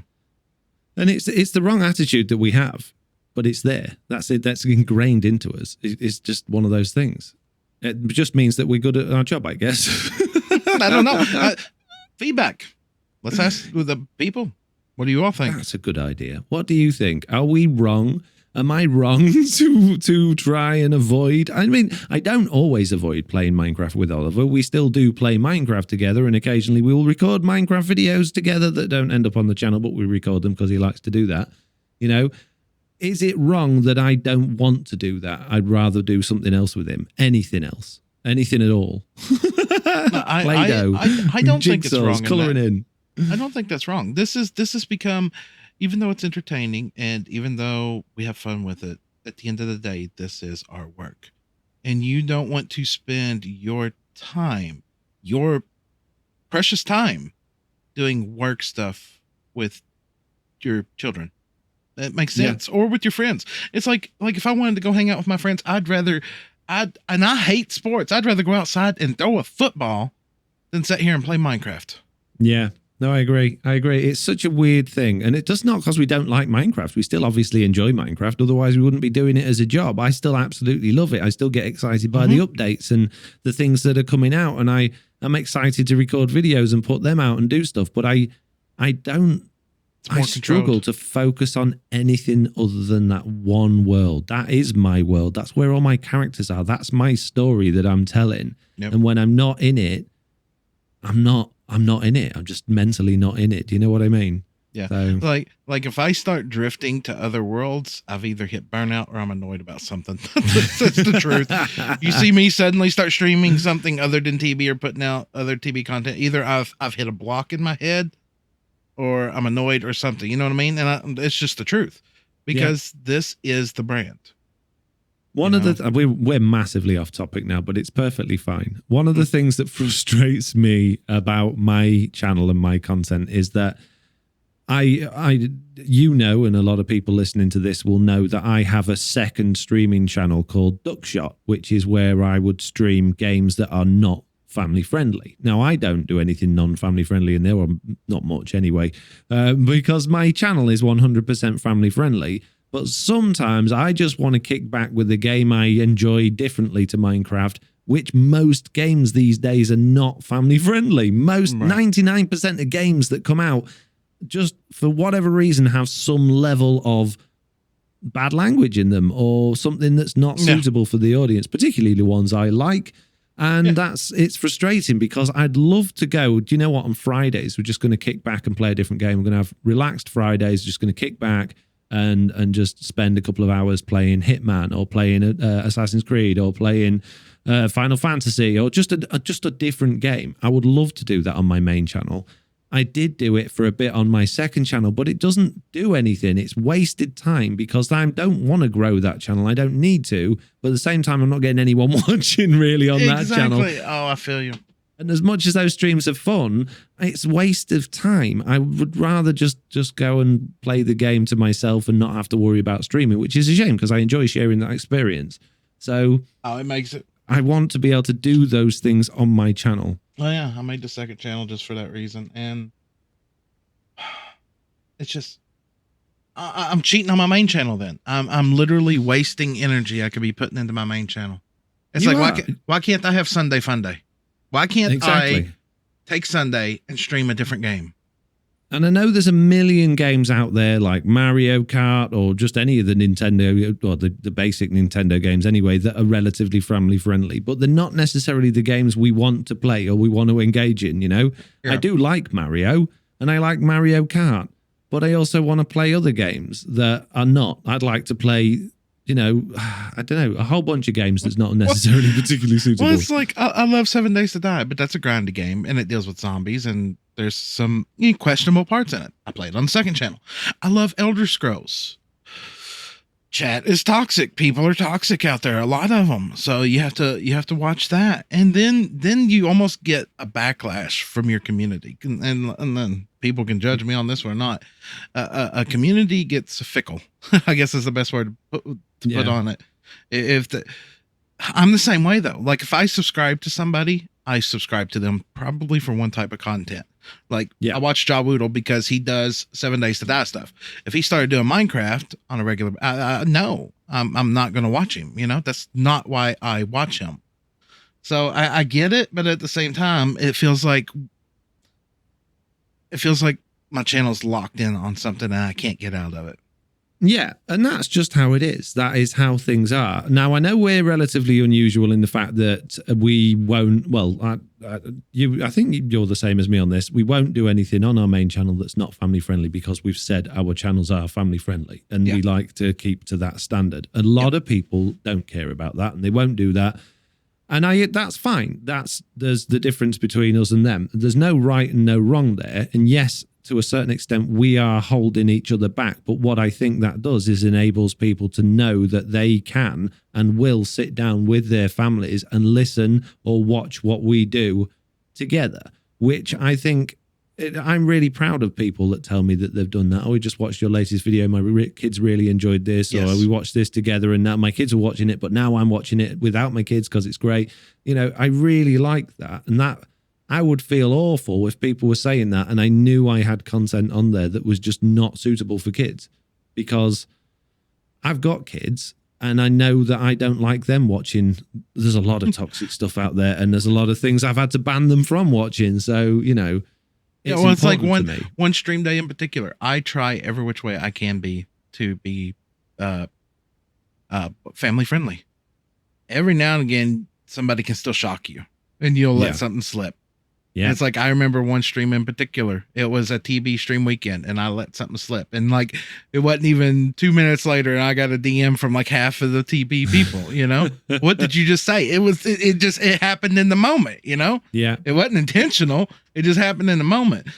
But you're not going out of your way to do that. You're not going, well, it's after 9 o'clock, so I can do what I want, you know, in a world that revolves around time zones. So, no, because all my this is where I'm fickle about that stuff too. Because even when I'm on the second channel, it doesn't matter. It's the same community. They're gonna know me for what I do. So it doesn't feel right for me to go on the second channel and be obscene or rude or play inappropriate games that could expose my community to inappropriate stuff. You know, I don't know, because I feel like I represent the TB brand all the time. Doesn't matter if I'm on TB. If I'm on Slackville, I'm still representing TB because I'm known for TB. I mean, it's like the hermits. Doesn't matter where they play, they're still hermits. Yeah, and that's what you think of they're known as. Yeah. I agree. Although there will be people that find them from their other stuff that have no idea what hermitcraft is. So there are two sides to these arguments, but I totally understand that core audience, or that audience that's already there, that's their association. And going back to what we were saying about second channels, you know, it's not pointless having a second channel because you're still entertaining people and you're still doing that thing that you want to do. It's just frustrating because, you know, I think it's the systems that are in place. If you stream on Twitch tells you how often you're streaming. And when it doesn't look like you've got much, but because you're sharing time with the second channel, Twitch is like, hey, you're not doing much streaming, and it makes you feel bad for not doing it. So you think, I wish I could just move that. I don't really care if more, you know, as many people watch me doing those streams. I don't care if it's, you know, if people only want to see me doing Minecraft. I just want to have the analytics in one place. I want my channel on Twitch to grow with that, not it be something else that I'm building. It's like, it feels like I'm building a separate business all at the same time. Yeah. And the other frustrating part, the other thing that makes it, and then this is for me the thing that makes it the most difficult, is that it's such a pain to switch over streaming from one channel to another. And it sounds simple, and I know how to do it a little bit more easily now because I've learned about portable instances of OBS, but just logging out of one Twitch account and then logging into another one and then getting Streamlabs to do the same thing, or maybe Streamlabs won't because it deletes all of your stuff. It's just a 17 nightmare. 2 steps. Yeah, and your audio goes all out of whack because you changed something on one and it's not followed across the other, and it's not. So from just a usability point of view, to be able to just hit that I'm going to go live button would be perfect, and not worry about which channel you're going to, you know. I agree. And I take that mentality quite often. You've seen it. I'll suddenly just stay Minecraft forever, and then I get a wild notion, and I'm like, I'm going to do something else this week. And then it's like I'm killing my channel for a week. And why do I not do it all the time? Literally, well, you just gave me, because I eventually would love to get partner. Yeah. So that's why I don't. That's why I don't do it. And that's why I stay on one grind. Yeah. But what does partner really give me? What really? Well, for you, it gives you more money for your tier 2 and tier 3 subs. For me, I don't get tier 2 or tier 3 subs, so it's completely pointless. The reason I stay partnered with Twitch, the only reason is because I know that I can stream at whatever quality I want and people can adjust it their end so that they're not getting lag or stuttering. See, and that's an advantage of partner. That's another advantage. See, I had to deal with being on more or less a dial-up internet for 2 years streaming, you know? Yeah. Yeah. So I literally already sacrificed stream quality, you know, just to go live. I'm really happy that across the board now on YouTube and Twitch, I'm just putting out at the same that it's going in. Everything's going out at 1080p, 30 frames per second rather than 60, but it's going out at 1080p. I don't have to muck about with resizing things or scaling things or my graphics or anything like that. And people can watch it in full HD resolution, or they can knock it down depending on their internet connection on both platforms. And that's great. I like that. See, I don't have that. I got that on YouTube. That's easy. But yeah, not on Twitch. Automatically. And it should be automatic on Twitch, but I understand why it's not, because it's a complicated thing for them to do. It eats a lot of resources and it costs them a lot of money on the back end. But you try to say people like my channel don't make them money? Your channel makes them, that's exactly my point. That's exactly my point. And I'm not trying to say that in a bad way. Yeah, you would think if you hit a financial threshold that, to be honest, like, have you tried to apply for partner? Yep, I've tried twice. Denied both times. Oh, really? Okay, fair enough. I was going to say, yeah, I thought they'd just snap you up anyway. But, you would figure, and I'm not trying to be arrogant or bold or anything like that, but on the financial side, I do really well on Twitch. You do very well. Way more well. That's not even English than anybody else I've ever seen. But anyway, we have gone on a massive tangent from talking about the experimental features in the latest beta of Minecraft. We haven't even covered the other couple of bits that are in those latest betas, such as iron golem damage and iron golems being able to be repaired by clicking them with iron ingots, which is interesting. Also, iron golems will now not get angry at the player unless their reputation of the village is down. So something that's been in Java Edition forever, something I thought was in Bedrock, but it's not, although it has kind of been. Bedrock Edition has always given you a villager reputation. It just didn't do anything. And now when you kill your villagers, the iron golems are going to get cross at you when your reputation is low, and when you trade with them, that reputation will increase, and the iron golems will forgive you, which means that you don't have to hit an iron golem for it to be angry at you. And I like that. I like that you can tell you're standing in a village by whether or not you're dead. So the other good fix to come out of the very latest beta, which is 1.18.10.27, is apparently they've fixed boats disappearing after you've gone on long journeys. And I haven't tried it yet.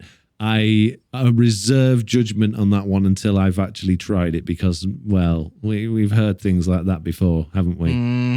We've heard, sugarcoat before. Yeah, this is gone. There have been so many bug fixes over the last few updates for boats specifically, yet they are still constantly broken. We had the bug fixes where you couldn't get out of boats and then land on the boat, you would fall through it. We had the one where it would try and put you on the closest bit of land, and if it couldn't find the land, it would put you on the boat and you fall through it. There was the ones where it would put you onto danger blocks and drop you out of the world. There was all sorts of weird boats being too weak, boats being too strong, boats burning, boats not burning. So many different bug fixes, all relatively recently, and now this one. What have they broken this time, Slack? Chest boats. Yep, chest boats. Chest boats. Right. Anyway, I think that's probably enough of the news and our rants about content creation. It's probably time to slip into the Bugdate. But before we do that, Slack, can I go fill up my glass of water and have a little go in the toilet, please? Yes, absolutely. Bathroom break. Back in a moment. I'm back. So, Bugdate. Have you got any bugs for me this week, Slack? No. What about you? Yes. Oh. Okay. There is a bug that has been bothering me in my recent videos to do with minecarts and minecart rails. And we already know there's a whole bunch of minecart bugs. Well, you just have to look at a minecart and see how broken they are. They don't do as they're supposed to. They have all sorts of weird quirks. And the one that's bothering me the most at the moment, according to the bug report, has been in Minecraft Bedrock Edition since Minecraft 1.4.2. That's when it was first put in. It's down as open, and unassigned. So basically, nobody's bothered to take this on, according to the bug tracker. It has been confirmed, but it hasn't been fixed. And what it is that when your minecart gets to the block before the detector rail, it switches the track, and then it will send the minecart the wrong way, basically, or, in my case, bounce the minecart back from where it came from. So I've been building a rail system in my base, and the idea is I've got a station, which I've got an item frame comparator system on, that I can pick which station I go to. Right. And depending on where I go, that's where I end up in the world. The only way to get back, all the way back to that station, is to have detector rails so that the track will switch so it's the right direction for me to always get home. Okay. And the problem is, when you have the detector rail in front of a piece of rail that's switching, it detects you coming before you actually get on it. It should only detect the minecart when the minecart is touching the detector rail, but it will detect it the block before, which makes the track switch before you, while you're either already on it, depending on which way you're going, and they therefore go the wrong way, or in my case, it bounces the minecart back to where it came from. So they work perfectly when you're going in the right direction for them, but if you're going against them, they send you the wrong way, or they send you back again, which is really annoying. So I've had to now develop a way to have the detector rail further away from the junction, and then have a complicated redstone system underground and one piece of redstone dust on the ground, which just looks messy and gross on my nice floor, so that the track switches correctly. I don't know how to feel about that. Like, I'm sitting here just looking through all the images on the thing, and I know talking about it and they can't see it. But like, half of the screenshots confused me because they were in Java. But then there was finally one down here that makes sense. It shows the minecart going forward and the rails flip-flopping back. And it's just like, wow, how is that a bug? How? I don't get it. Oh, yeah. Sorry. The bug report I've actually done is for some reason come up for Minecraft Java Edition. So there's nothing to do with Bedrock at all, peeps, the bug report that I've got on my list. So maybe there isn't a bug report for this on Bedrock Edition. I had no idea. I just searched the Jira. I thought I was only looking at Bedrock bugs. But yeah, this is a Bedrock book as well. So I need to either find the correct bug report or write a new one. Great. Hooray. Yay. So he found a bug in both versions. Oh, so that's been in Java since 1.4. How old's that? That's a long time ago. Very, very long time ago. No, this can't be right. If you look over here to the right-hand side on that, it says created 27 October 12. Yeah, October 2012. That's when Minecraft 1.4.2 came out. Yep. 10 years ago. 2012. Yep. This is a 10-year-old bug, Foxy. For the wrong version of the game. Yeah. So I'll leave that bug report in just in case you're interested in seeing the one on Java Edition. But it is, not the one I'm clearly referring to because it's the wrong edition of the game. It's 10-year-old bug, Foxy, and it's 10 years old. And it's not even been assigned. It's not even been assigned to a developer. Good job. Oh, you've got a couple of bugs here from other people, I see, in our bug report section. Well, we had got a couple of emails that indicated a couple of bugs. The top one here was from Clay. He said, "Hey, y'all, I was browsing on my phone at work on break and found this article about Bedrock glitches recently. Some guy randomly had all his villagers disappear. I didn't know if you'd heard anything about this before." And it looks like it's an article that's related to, well, looks like maybe chunk borders. There's no actual bug report on that one. I thought there was. No, that's really annoying, isn't it? That some essentiallysports.com have got an esports section, which they are now writing about Bedrock Edition bugs. Are not bothered. All it is, if you look at the website, it's advert after advert after advert with a tiny bit of writing in between. No bug report or anything. This is what? So yeah, that's clearly the same bug that we've all been suffering from with entities just disappearing. No. But for some reason, essentiallysports.com have got a hold of it, and that's important enough for them to make an article out of it. Okay. Jeez. So the next one, if we go down to the bottom there, is from Lady Power. Yeah. Sharing this bug that's been trolling hard in game, been hit by many bugs on the realms. Basically, if you try to rename or name tag an item, it takes forever. Oh yeah. Yep, that's one. I think we talked about that on the first podcast or maybe the second one. This is the one where you were saying there's sometimes a huge delay on chat messages on realms, right? Yep, chat messages on realms, renaming of items. Yeah, anything. Anvils, anything that deals with text. Yeah, it takes forever to update. Yeah, that's weird, isn't it? I wonder, because I mean, realms are effectively running on exactly the same systems that we are. It's just the BDS, it's a Linux BDS, which is what we're running on Truly Bedrock now, with their own little wrapper on it. But why would it take any longer on their systems? Not sure. I have no clue. Maybe it's depending on strange. Server hosting, maybe. Who knows? Maybe. Oh, well, they're all hosted by the Minecraft Azure things, because that was a news article from a while ago now. It came up in one of my technology articles that I often read through on Flipboard. And they said that the entire Minecraft realm systems were moving from wherever they were before to Minecraft's own Azure server systems, which are supposedly really good and really reliable ones. But, well, clearly not. Yeah, let's not talk about realms. Let's not talk about realms. Moving on to the Q&A section. Hurrah! Have we got many questions this week, Slack? Well, we might need to look at the emails. Maybe they're old ones. I'm just saying. Oh no, you haven't answered. Not again.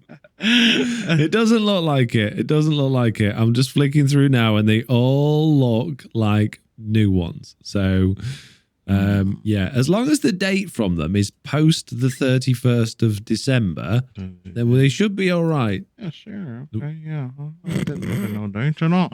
Right. Well, you want to start with the top one from the comments?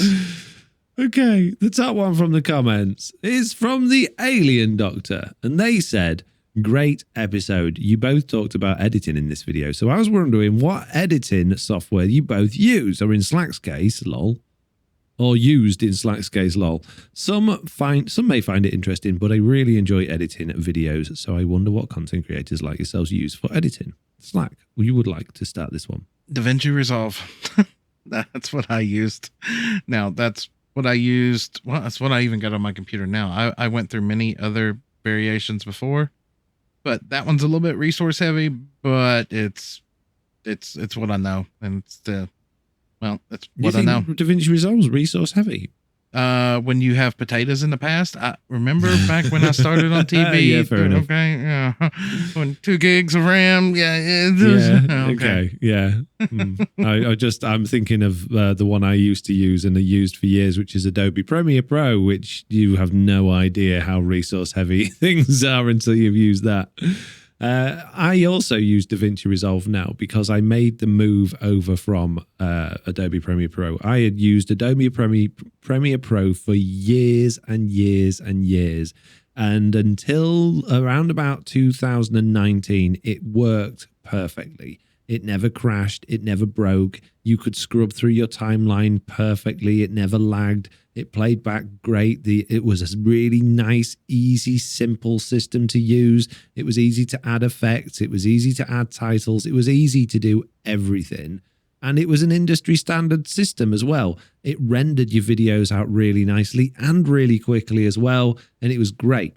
And then they did something in around about 2019 with an update that took my videos from taking 5 minutes to render, bearing in mind this was a while ago on an older PC, to nearly an hour per video to render. Oof. And it didn't matter what I did or how I changed it, it would not improve.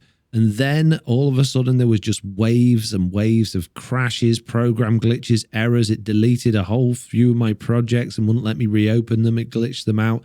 And then to make matters worse, when you finally got it working, scrubbing along in the timeline, if you don't know what a timeline is in editing, basically you've got all of your clips in a row and you've got a little marker on there. And when you move it backwards and forwards, it should update what you're getting on the little screen to where it is.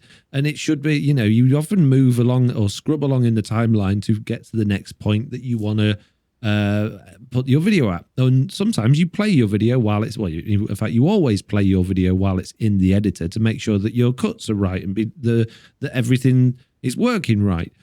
And it just, all of that broke. Like scrubbing through was causing lag. The whole system would just crash out and glitch up, and just trying to play back video with any type of effect on it would just make it stutter and chop and not work. And I was looking on Google and researching this, and a lot of people were having that issue, and still to this day it hasn't been fixed. So I tried reinstalling it, uninstalling it, tried it on a different system. I couldn't get anything working. So I decided, I can't deal with this every time I need to edit an episode. I'm going to move to something else. And I went to DaVinci Resolve because A, it was free, and B, it had the ability to do some industry standard color grading, which is something I was into doing for the in real life videos that I was fiddling with at the time. And as much as it's a more complicated system, and it has got its fair share of bugs because it's a relatively new-ish piece of software. I say it's new. It's just not got the same sort of pristine development system as Adobe, so it's got a few weird glitches and bugs in it. It's been great, and it's so quick and it's so smooth, and my videos it render in 5 minutes again. Yeah. Definitely, I like it. It's a good program. Yeah. And now I've also paid for it as well. The Adobe Premiere was part of the Adobe Creator Suite that costs a fortune, and you have to pay for it on subscription. Sorry, there's no free option of it. DaVinci Resolve, it costs to buy the paid for one, which you don't need to do to pretty much get full access to everything you'll ever need for Minecraft editing. But if you want to do the color grading and render with your graphics card rather than your CPU and a bunch of other things as well, that's kind of handy, you can pay for it. But not only does paying for it give you the license as a one-off for all future updates, they also send you this piece of hardware called a speed editor that I don't use, but it's effectively like an entire new keyboard system for editing your videos, which is great. So you're getting your money's worth.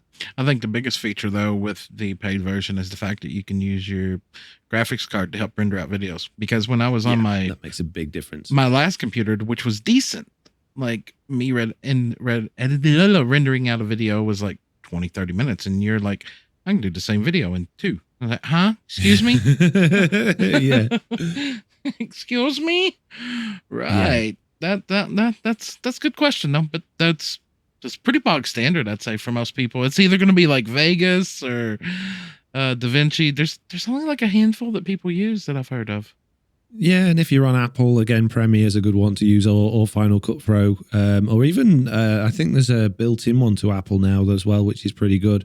So there's a lot of different choices out there, and most of them are pretty much the same thing by these days. But yeah, if you want to do a good job and you want something that's not too difficult to learn and understand, although it's more complicated than Premiere and it's not as user friendly, but yeah, DaVinci is definitely a good one to start with. See, that's a matter of opinion. See, all the lower level programs that I used working up to it, the controls were pretty much identical to DaVinci. And like when you all suggested that, and I went over and used that one for a little bit, I was just like, no, like all the button combos were wrong, like nothing matched up. Yeah, fair enough. That makes sense. Anyway, moving on from the Alien Doctor, Rob Pontin's next. What have they got to say, Slack? It says, very interesting. Have to say, I agree with the re-uploading, that content creators work hard and deserve their videos to be watched on their channels. For me, it's exactly the same as downloading a film from a torrent site. Ooh, that's a bit rough. So if you could add a block to go with a color palette already in the game, what would it be and why? Also, I am big into the analytics, so would love your take. I guess they're talking about the analytical podcast. Yeah. So if you could pick a block to go with a color palette already in the game, what would it be and why? I find that question really difficult to understand what it's asking. It's a very obvious question, but my brain is just going, I don't know what you're talking about, mate. I don't know. What do you think? I'm literally struggling with a block palette at my base right now. So you're asking the wrong person today. I've been sitting and looking at my part of my build. I'm just like, I need a trim block to go with this, and I just can't. I can't even come up with it from blocks in the game. And now you're asking me if I could add another one? No. I got nothing. I got nothing. Yeah, I don't. A color palette already in game. No, so you're talking about a block palette there. They're talking about a color palette that already exists. So they're not saying, can you think of a block to come up with your block palette that you've picked? They're saying, hey, with all of the different colors that already exist in the game, can you think of a new block to add to those? I think, which is why it's confusing me, because that could be anything. Was that like I'll saying have lime green stairs, please? There you go. Is that like saying, all right, my favorite block combination is quartz, red nether brick, and blue ice and lava? What? Add something else to that? No, it's like one. I think it's like one single color. Like, we've got all of this particular shade of gray. Think of a new block to add to it, or we've got all of this particular. I don't know.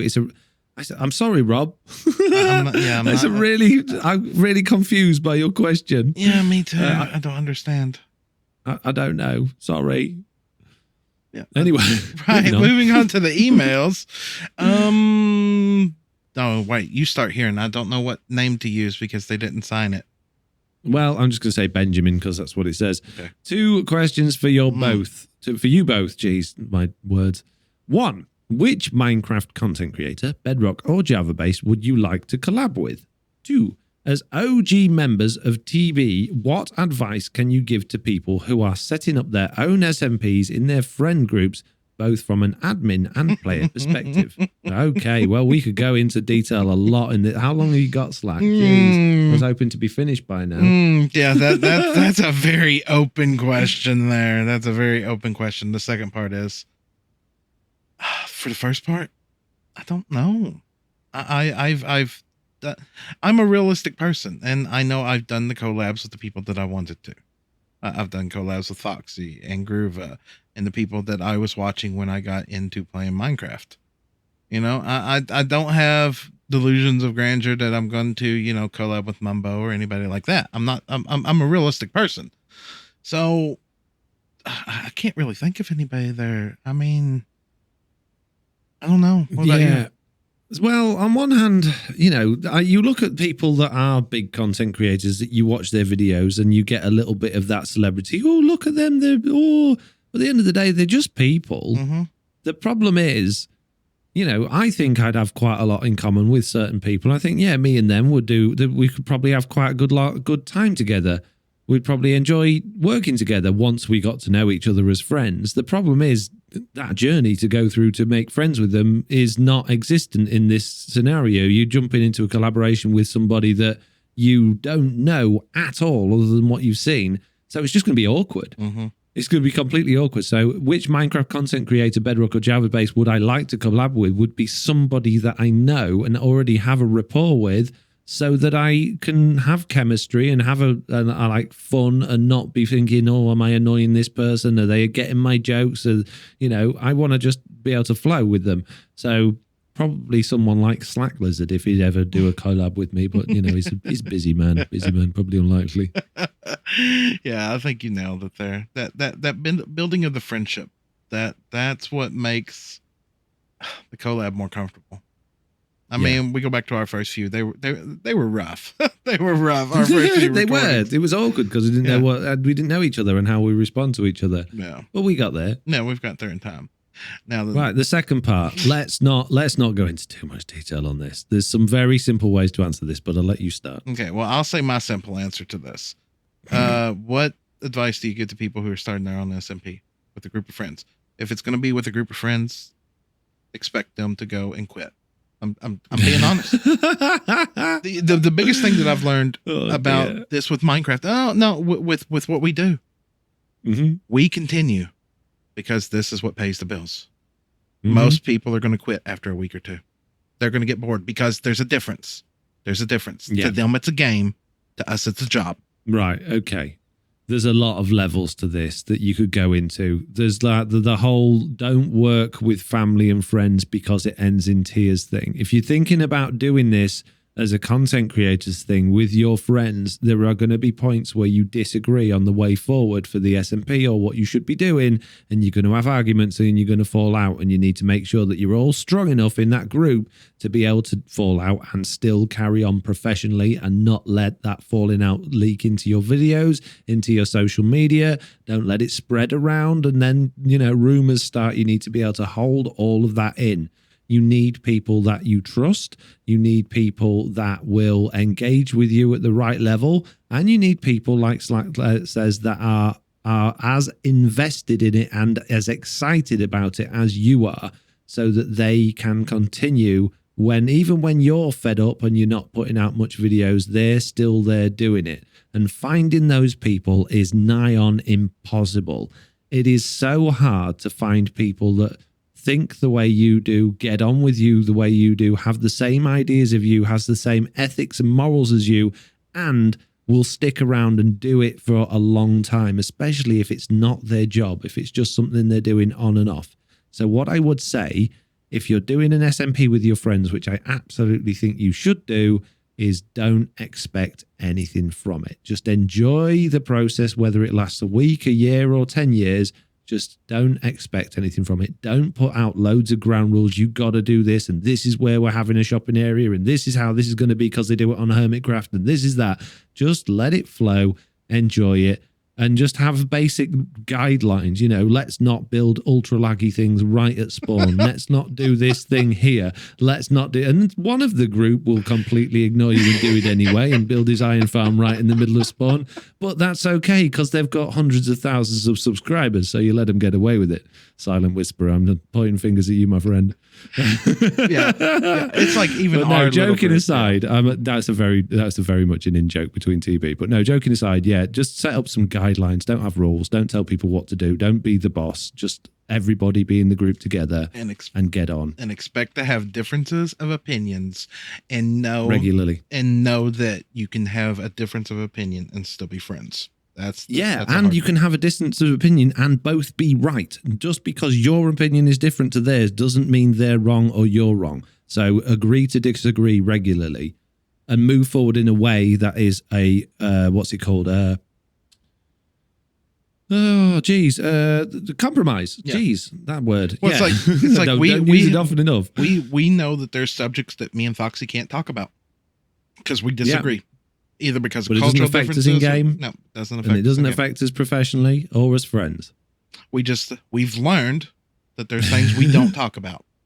Yeah. And that's just what it is. And I can still respect him for his opinions. He can respect me for mine. And we just leave it at that. We agree to disagree and we don't go into it. And exactly. And expect to fight every now and again. It's going to happen. You're going to disagree. You're going to disagree. Tempers are going to flare. And you're probably going to say things you didn't want to say. Just learn to work it out. Yeah. And depending on your age group or the type of thing you're into, if you're into like pranks and winding each other up or, stealing each other's stuff and having a joke around, you're just going to end up probably getting on each other's nerves. So just be courteous to each other in game. And just be thoughtful of each other, and don't be that one that this is my SMP and I'm in charge and you got to do as I say, because you'll be on your own for a long time. Mm-hmm. Make it right. Victim Born says, is it me or you? It's me, I think. Yeah, go for it. No, it's you. Okay. No. Oh, yeah. Yeah, it is you. Okay. Yeah. Okay. Well, email number 1 from Victim Born says, how would you feel if parody was totally abandoned and each version, Bedrock and Java, was allowed to become the best game it could be without consideration for the other version? It seems I remember back in 1.16 Mojang saying that they were not planning a parody. Do either of you recall this? It's like everyone ignored that they said this and kept hounding them on it until they fake newsed it, adding parody to the game. Well, let's leave it there and let's ask that one then before we get on to email number 2. So you're saying the question is, how would you feel about parity if it was abandoned on each version of the game and they could just become what they wanted? But then you're also asking the question, do we recall Mojang saying that they were never planning parity? I don't remember them ever saying that. I remember there was footage of Jeb at a convention saying that they were going to get rid of Java Edition and they were going to move everything to Bedrock Edition eventually. And then they announced that that idea was canned and they were going to run both versions alongside each other. I don't remember them when we say they're not planning parity, but I remember them saying a lot of times that there's no way they could have full parity, but they would like to. And now they are more often than not saying we're going to reach full parity eventually. But yeah, you say you remember that, do you? Well, no, it's one of those things that like you can remember. Like, I don't know. It's like you remember certain historical events and they happen different. It's like one of those things you've heard so many times that you remember and you don't know if you remember it. I don't directly remember it, but I remember the clip you were talking about, the video of Jeb talking about how they're going to do away with Java and everything. And I think that's where that stems from. Yeah, I think so as well. But in terms of the main part of that question, how would we feel if we got rid of parity for each version? I've always been an advocate for the disparity between the two versions. I like Bedrock Edition because it's different. If it was exactly the same as Java Edition, there wouldn't be a point in one of them existing. So there wouldn't be any point in maintaining both versions. I like Bedrock because it's accessible to everybody pretty much on every device. And yeah, it's riddled with bugs and it's got problems and there's things it's missing. But it's my version. I like it. It's the one that I get on with the most. I don't want it to be exactly the same as Java Edition, but I do feel from an like new player's perspective, particularly, it would be great if their core concepts, were the same, so that when people watch YouTubers and tutorials and they're trying to copy or they're trying to do something, and they're watching a Java Edition one, they don't go, well, why isn't this working on my phone or my console? You know, I think that, so that's where I think parity needs to be. I don't think there needs to be 100% parity in after absolutely everything, but I think that if you do something on one, the same thing should happen on the other. I could kind of go down the rabbit hole of the people screaming for parity. Why don't they just go play Java? You know, I could.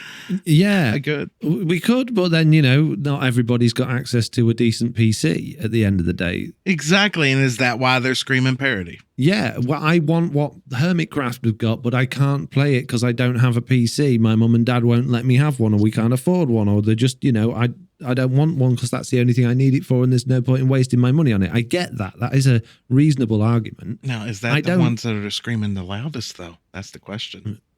Who knows? But yeah, I wouldn't want two vastly different versions. I wouldn't want them to go off on their own route and do something. If they did that, if they said, okay, Bedrock Edition is going to go on its own completely different route, then I would just go back to Java Edition, because Java Edition is what version of Minecraft is still considered Minecraft, even though they changed the name of it officially to Minecraft Java and Minecraft Pocket Edition became just Minecraft. Everybody that knows Minecraft knows Java Edition as Minecraft. Yeah. Potato, tomato, right? Anyway, their email too says, I understand some people playing on your servers copy big farms and lag including shenanigans they see on YouTube. Hopefully they're ignorant on what that does to other players and change their playstyle once informed. How do you two handle these issues? Do you discuss it with other creators to find solutions? Does it infuriate you? What are some of the extreme measures that you thought of but not acted on because you figured it would be going too far? What? I'm confused. Some of the extreme measures you thought of but not acted on. Well, like banning people or blowing up all of this stuff with TNT. We tell each other we're going to do that all the time. I mean, yeah. It's a tricky one. This is more, for me, it's more relevant to like Patreon servers and stuff like that. There's often complaints saying, hey, you know, it's really laggy, and it turns out that someone's left one of their farms on running, or something's broken, or they've got an industrial area that's so big that it just shuts the entire server down when they go to it. And those people are generally people, not always, but they are generally people that are enthusiasts for Minecraft technical stuff. They've seen other people do stuff and they want to build all that and show everybody how good they are at doing it, which is absolutely great, perfectly valid excuse for doing that.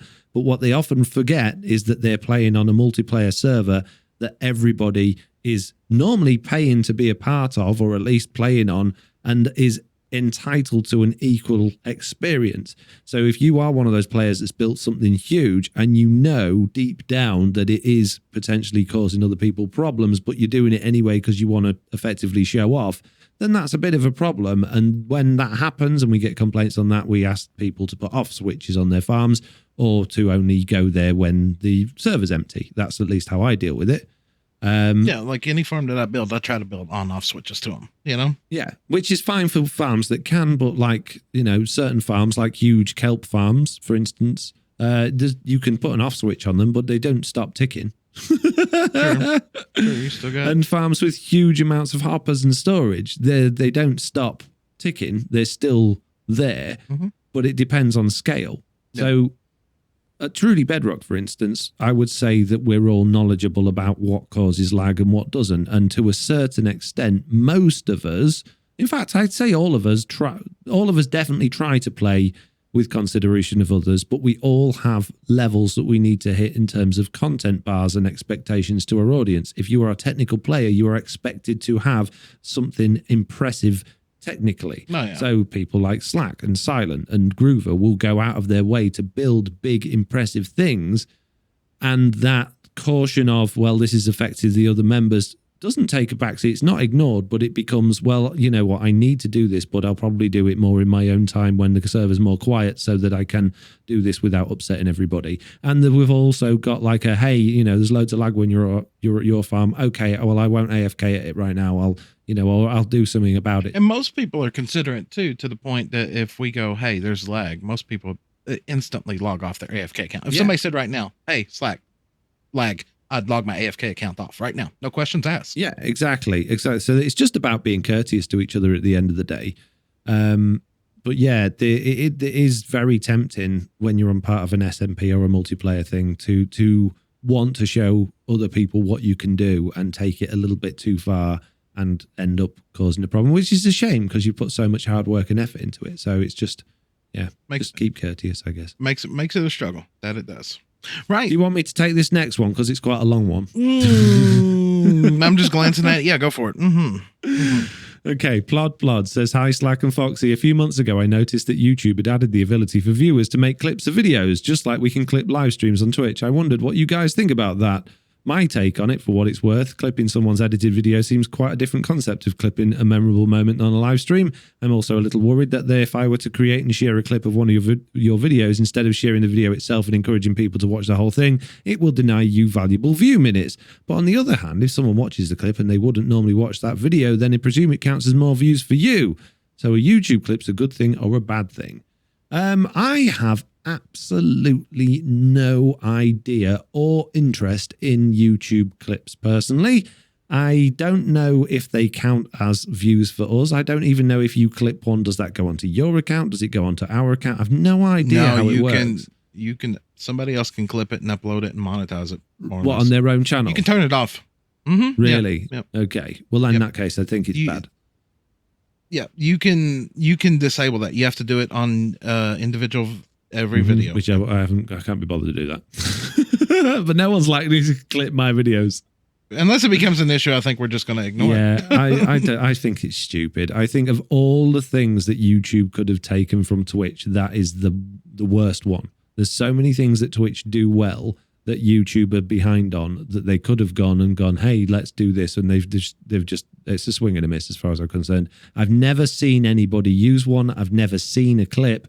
I've certainly never seen any of my channel. So I don't think they're working out particularly well. No, one of those things we're going to copy and paste it. And no one's interested. Moving on. The next one was from, I think it was the name of the person that we can't pronounce. It's in Russian. Dr. O2. Right. No, I was talking about the one before that. Oh, is there another one? Yeah, the one that's got the email address. that was Ori. Yeah, Ori. For Ori, yeah. Yeah, is your podcast more for kids or adults or both? Well, it's not really for kids, is it? I mean, it's family friendly, but it's not aimed at kids. No, it's not targeted that way. Yeah, I would be surprised if kids find this and found it entertaining to listen to. It's certainly a more adult themed in terms of the level of detail or the level of technicality we're talking about things. It's more for, I would say, late teens onwards. If you're interested in content creation or Minecraft, you might be into it at that age. But I imagine realistically, probably more like 30s plus people would be interested in actually listen to it. But we don't aim it at anyone, but it's definitely, it's not a kid's show. Yeah, I would agree on that. I would agree on that one. So the next one is from, what'd you say, Dr. O2? Dr. O2. Dr. O2. Interesting way. Is this yours or mine? Well, I'll do it. You did Ori's, Okay. that really long one. Fine. Okay, go for it. Knock yourself out. Hello and happy late New Year to Foxy and Slack. I have a question for you both. What would you consider a golden era of Minecraft? Is it now? Was it a year ago? Maybe 3? What is your opinion? Also felt really good when I heard my feedback was answered on your latest episode, number 4. I have almost never sent any feedback before. I have always thought that it will not be answered or that it will be overshadowed by other messages. Your podcast has given me a really good feeling every time after an episode. Thank you. Regards, Dr. O2. Okay. When was the golden era of Minecraft, Slack? When was it? Tell me now, quick. I think it's still going on. Yeah, I agree. Totally agree. I don't think it's hit its peak. It's ever been. I don't think it's hit its peak. Yeah, that's exactly where I was going with it. It's still growing. It could be now. It could be in 2 years. Who knows? But I don't think we've hit it yet. No, if you put a stop on right now and say all of Minecraft to this point, when is the golden era? I would say this last 2 or 3 years. But then there was a huge, like around about Minecraft Java Edition 1.8, 9, and 10, when the end was really coming into it. That was really big at that point. And then you had Minecraft 1.11 with cartographer villages and woodland mansions and all that sort of stuff. That was really big. And it sort of died off a little bit, I think, around about 12, 13, 14. And then it came back when we got to Minecraft 1.16 with piglins and nether and stuff like that. It really does seem to have gone up a notch, and it still seems to be on the way up. So yeah, I think I don't think there's ever been a time when it's not been a golden area. It reminds me of that analytical graph you see of your YouTube channel. You're like, wait, what do you mean? Well, the new season starts, your channel goes up. Yeah. About midway through the season, your channel levels out. And then the start of a new season, it goes up again and levels out. I think we're still going up. Yeah. Yeah, it seems to be doing well. Anyway, on to Bedrock. What? Bedrock. Oh, right. I was looking at the name. Right. That was throwing me off here. I was like, what is he talking about? Bedrock. Right. Foxy, how do you manage to juggle gaming with life? They said, I have 2 kids, work a full-time job, and have a wife who doesn't game. I often find it a struggle. In my line, I often find it a struggle to line my schedule up to my gaming group, please, and / pleasing everyone. Thank you for your content you provide. Absolutely love your guys' videos. Bedrock. Oh my goodness me. That is the question, isn't it? It is.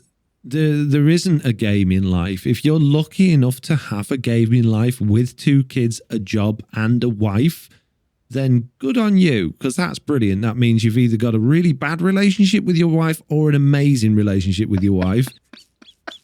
It does. I'm being honest, you know. Yeah. If you and your wife understand each other to the point where your wife knows that you need you time or your time with your friends, and you're doing, you know, you're gaming with your gaming group rather than going to the pub or rather than doing, you know, other activities, then great. That's absolutely wonderful. But that doesn't exist in all relationships. A lot of relationships are a lot more dependent than that. And there isn't a gaming group or there isn't a going off to the pub or something like that. So that's fantastic if you can do that. But it's very easy to look at other people's situation and going, oh man, they managed to squeeze so much gaming into their lifestyle. I don't know how they do it and everything else. And a prime example of that is I listen to a podcast called The Computer Game Show, which is it's by no means a child or family friendly podcast. There's lots and lots of swearing in that. But there's basically 4 British guys that solely make a podcast every week about gaming. And they all have kids, they all have full-time jobs, and they all have wives. And every single one of them manages to find loads of time each week to play games so that they can talk about on the next week's podcast. And I often think, how do they do that? They must have the most amazing wives that are sitting there not, you know, bothering them every 10 minutes saying, why aren't you doing the washing up? Why aren't you cleaning? Why aren't you helping me? Or, you know, just the amazing, but then when the more you listen to it, the more they work around it. You know, they're having good relationships because they're getting their kids involved in certain games and they're playing with their kids. So they're getting that time in with their kids during the downtime at the weekends. And then they're staying up late when there's a new game coming out and struggling the next day a little bit at work, potentially being tired, but they're still doing all of their jobs. They're still being a husband and a father and going to work, but they're squeezing these games into the tiny little parts of their schedule that is left. And that comes down to prioritizing. If you're struggling to do that, then chances are that it's not psychologically or on you know, what's it called, on the back of your mind, it's not a high enough priority to you to squeeze it in. If it really meant that much to you and you've got a relationship that allows you to do it, then you would find a way. But it is really hard. Wait till you're retired. All you want then. Or become a full-time content creator. But don't do that. That's not a good solution. What do you think, Slack? Do you think I'm right with that? Yeah, you just got to find time for it. And that goes both ways as well. I'm not saying that wives are bad people that don't let their husbands game. That goes both ways. Relationships are hard. Maintaining a relationship when you are working and have kids is difficult anyway, both ways round. And you often get that the other way around, where you've got the wife is the gamer, but the husband is, you know, doing it.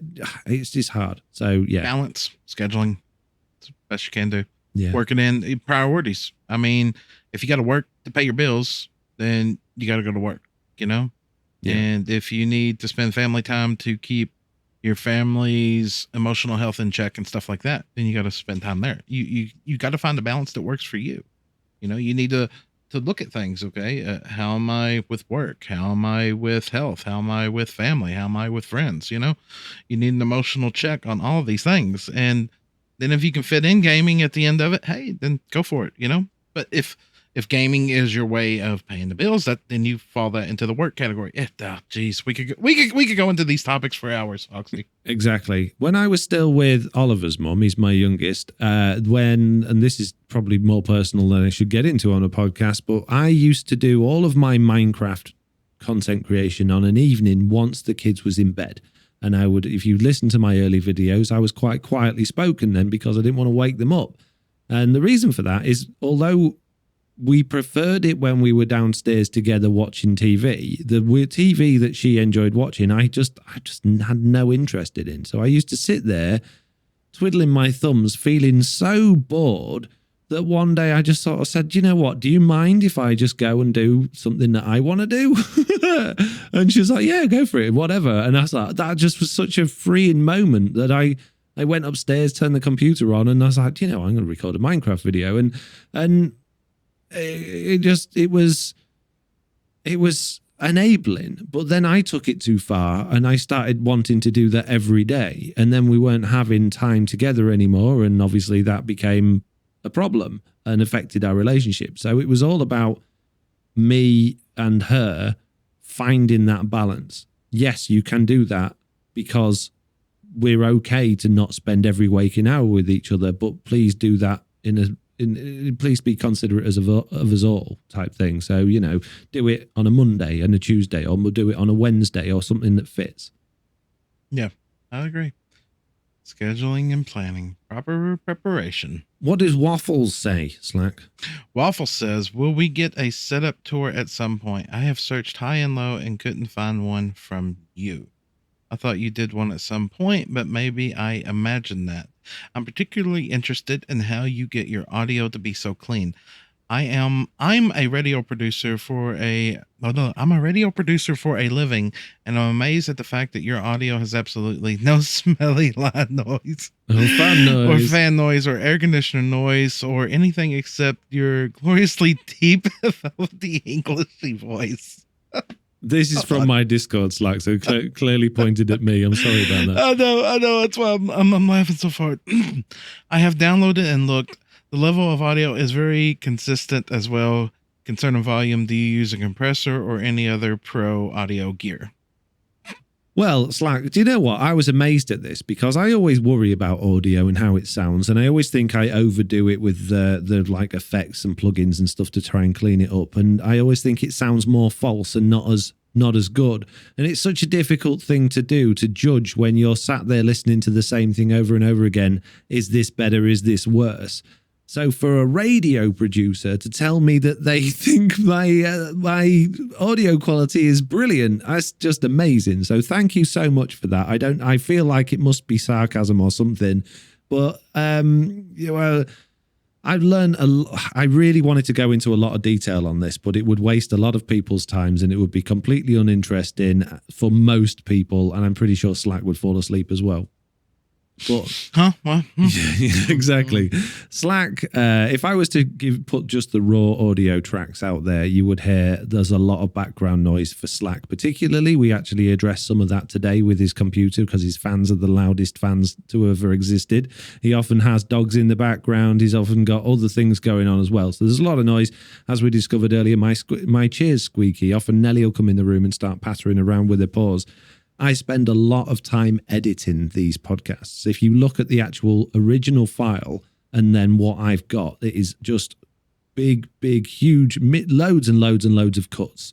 And I cut out whenever Slack's not talking like now. Generally speaking, I'll cut that out. And that's because Slack breathes. He's a person. He's a human being. So he breathes, or his dog will make a noise, or he'll move in his chair and it'll squeak. So I can add loads of effects on that take away a lot of the noise. I can take away fan noise with a good noise reduction piece of software. I can I can change a lot of that with EQ. It's unbelievable how much noise you can reduce just with some equalizing, which actually makes the voice sound nice as well. Compressor for sure. We use a compressor to keep the audio level right. There's a whole bunch of stuff I add in there that I think between me and Slack, there's about 13 different audio effects all running at the same time to give us the output so that we're both at the same level. We're both sounding similar on the EQ. We're both clean and it cuts out all of that junk as well. So there's a lot of work goes into it, basically. Oh, yeah. And then you got the equipment, then time of day planning. Like we're doing this at very odd times of the day so that it's quiet in his house and it's quiet in my house because my house is always loud. And let's not talk about me sitting here, with the dizzying effect because I can't sit in a silent room. Yeah. But I am right now because I got the fans off and everything. So all I hear in my ears is this constant ringing right now. But it's the nature of it, though. It's what we have to do to get the clean audio. Yeah. Like if it wasn't for Foxy talking, I would have to have a fan on. I would have to. Because if I'm in a silent room, I hear ringing to the point that I get dizzy. Yeah, you see, I'm the opposite of that. If there's any noise in my room at all, it irritates me. It drives me crazy. In terms of hardware, I've got the microphone I'm using now is it's a ridiculously expensive microphone. More for not in terms of in general microphones, but for me, I shouldn't have it, but I got it because I was silly, I'm using it completely wrong. I did have I still do have an SM7B, which is a Shure microphone, which is great and it's perfect for podcasts, but unfortunately it keeps going weird and wangy. So I'm using a Rode NT5, which is a location radio mic, which is used for use outdoor from a distance to the person you're recording. I'm using it right in front of my mouth, which is completely wrong, on a boom stand, which is wrong, with a windsock on it and a pop filter. So I couldn't be doing a more wrong microphone setup. That's running into a Go XLR, which has got most Go XLRs I've seen are pretty noisy, but this one seems to be quite clean, which is nice. And then that my general audio noise levels pretty much none because I'm in a silent room. My computer is silent. I designed it that way, and I don't have not central heating, air conditioning or fans or anything like that. And there's no background noise because I live on my own. There's no kids running about. There's no TVs. There's no wind noise because it's got double glazing. I've got a curtain wrapped all the way around me so that there's less reverberation in the room. So there's a lot of stuff I do to get that nice sound before it goes into the computer, but there's a lot I need to do afterwards to keep it nice or to make it as nice as we can. Yeah. I like the main thing that I do though, it's like one last thing, something that I found surprising when they said there was hardly any noise on it, is I actually add noise to our podcasts, and it's a trick that I learned a while ago. If, like you listen to nothing, if you're listening, particularly with noise cancelling headphones on, to nothing at all, no noise, just complete silence, it is it's really disconcerting. It can make you dizzy. It can give you it makes you want to fall over. Basically, it's like an imbalance in your ears. So I add something called comfort noise to our podcast, which runs really, really low. It's only very, very quiet, and you'd have to really try hard to hear it. But it's just like it's a pink noise that runs in the background that is not. You don't hear it, but it's there, and it's just like when you're stood outside in a windless environment. It's not silent. There is a noise. The world makes a noise, and anything that you're putting out needs to have that noise. Otherwise, it makes you feel ill. I totally agree. Yep. In the silence, I hear the noise of nothingness, and I get sick. Good talk. Yeah. All right, we got a couple more, and then we're nearly done. Hooray! I'm starting to hear activity on the other side of the house. I'm just saying. Well, quick then. Since they added a negative and positive world Y levels, do you guys feel this affects nether portal linking so much now that there is a much lower Y height in the overworld without nether Y? Oh, geez. Yeah, basically, do nether portals get affected by the overworld Y height changes? Slack, go. Yes. They do, but it just takes more planning. Nether portals have a sphere around them. They look for the closest portal matching the coordinates spherically around them. So yeah, having a new Y height means that if you've got your portal down at -64 in the overworld, the lowest you can go down in the nether is 0. So it's going to be looking for something that's closer on the horizontal before it gets all the way up 64 blocks, whereas before it wouldn't have to travel so far. So yeah, you're going to have less portals horizontally away from the one to get them to link in the right place. But typically, unless people are basing right on top of each other or you're doing a technical farm, that's not really going to be an issue for most people. No, it really shouldn't, because there's no it's completely pointless to have a nether portal down at the overworld at Y64. It might be convenient if that's where your base is, but, chuck yourself a water elevator in there that takes you up to a nether portal that's at Y0 or at a different Y level, so that you're not having problems if you're having issues that way. Exactly. What's DJ say?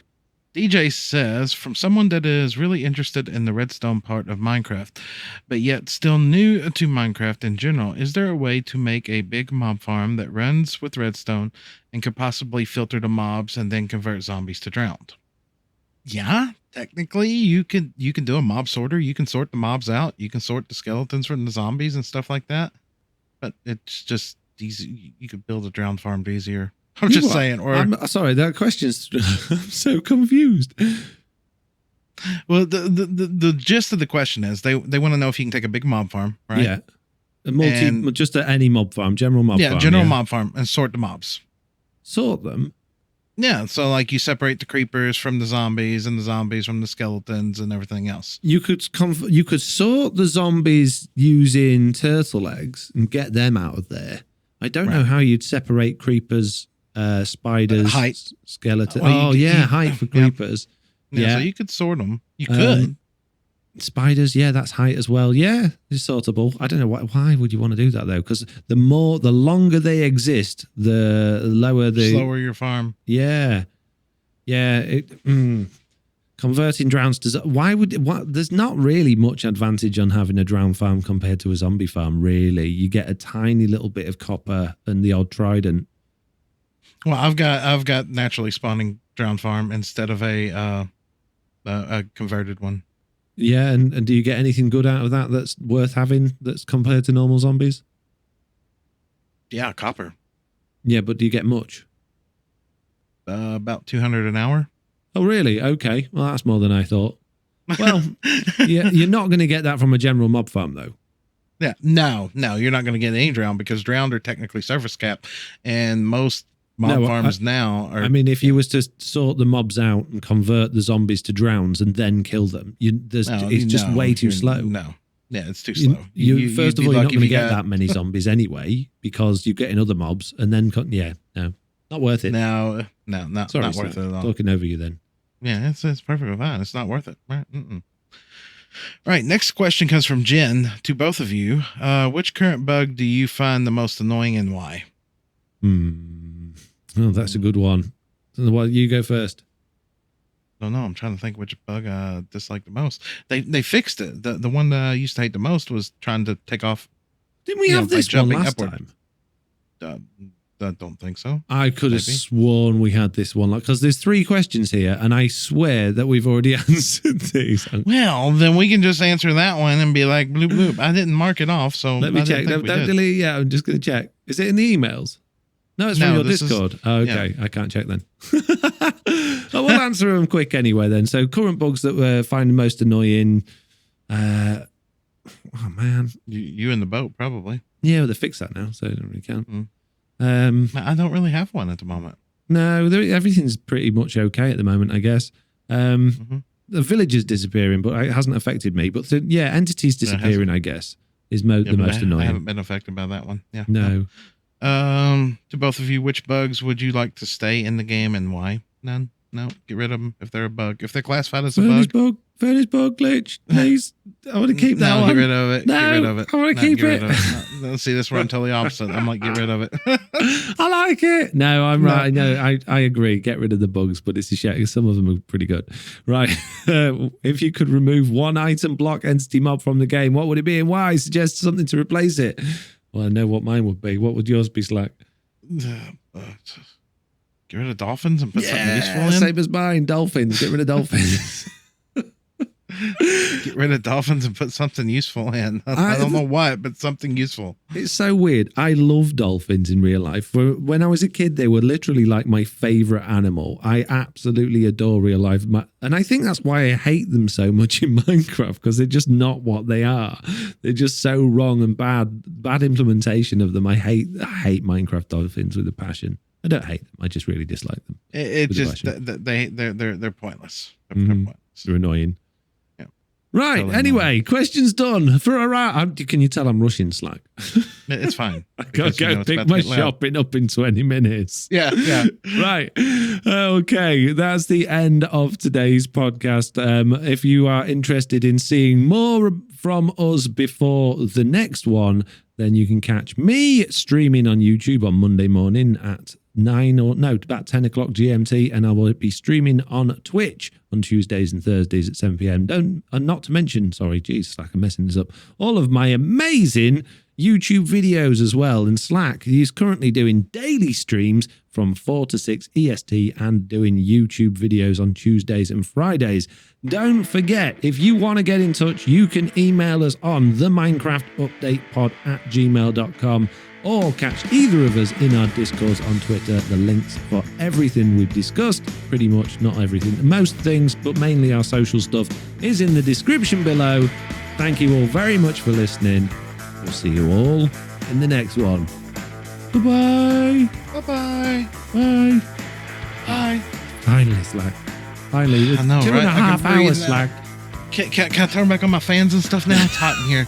Just saying. Jeez. Oh.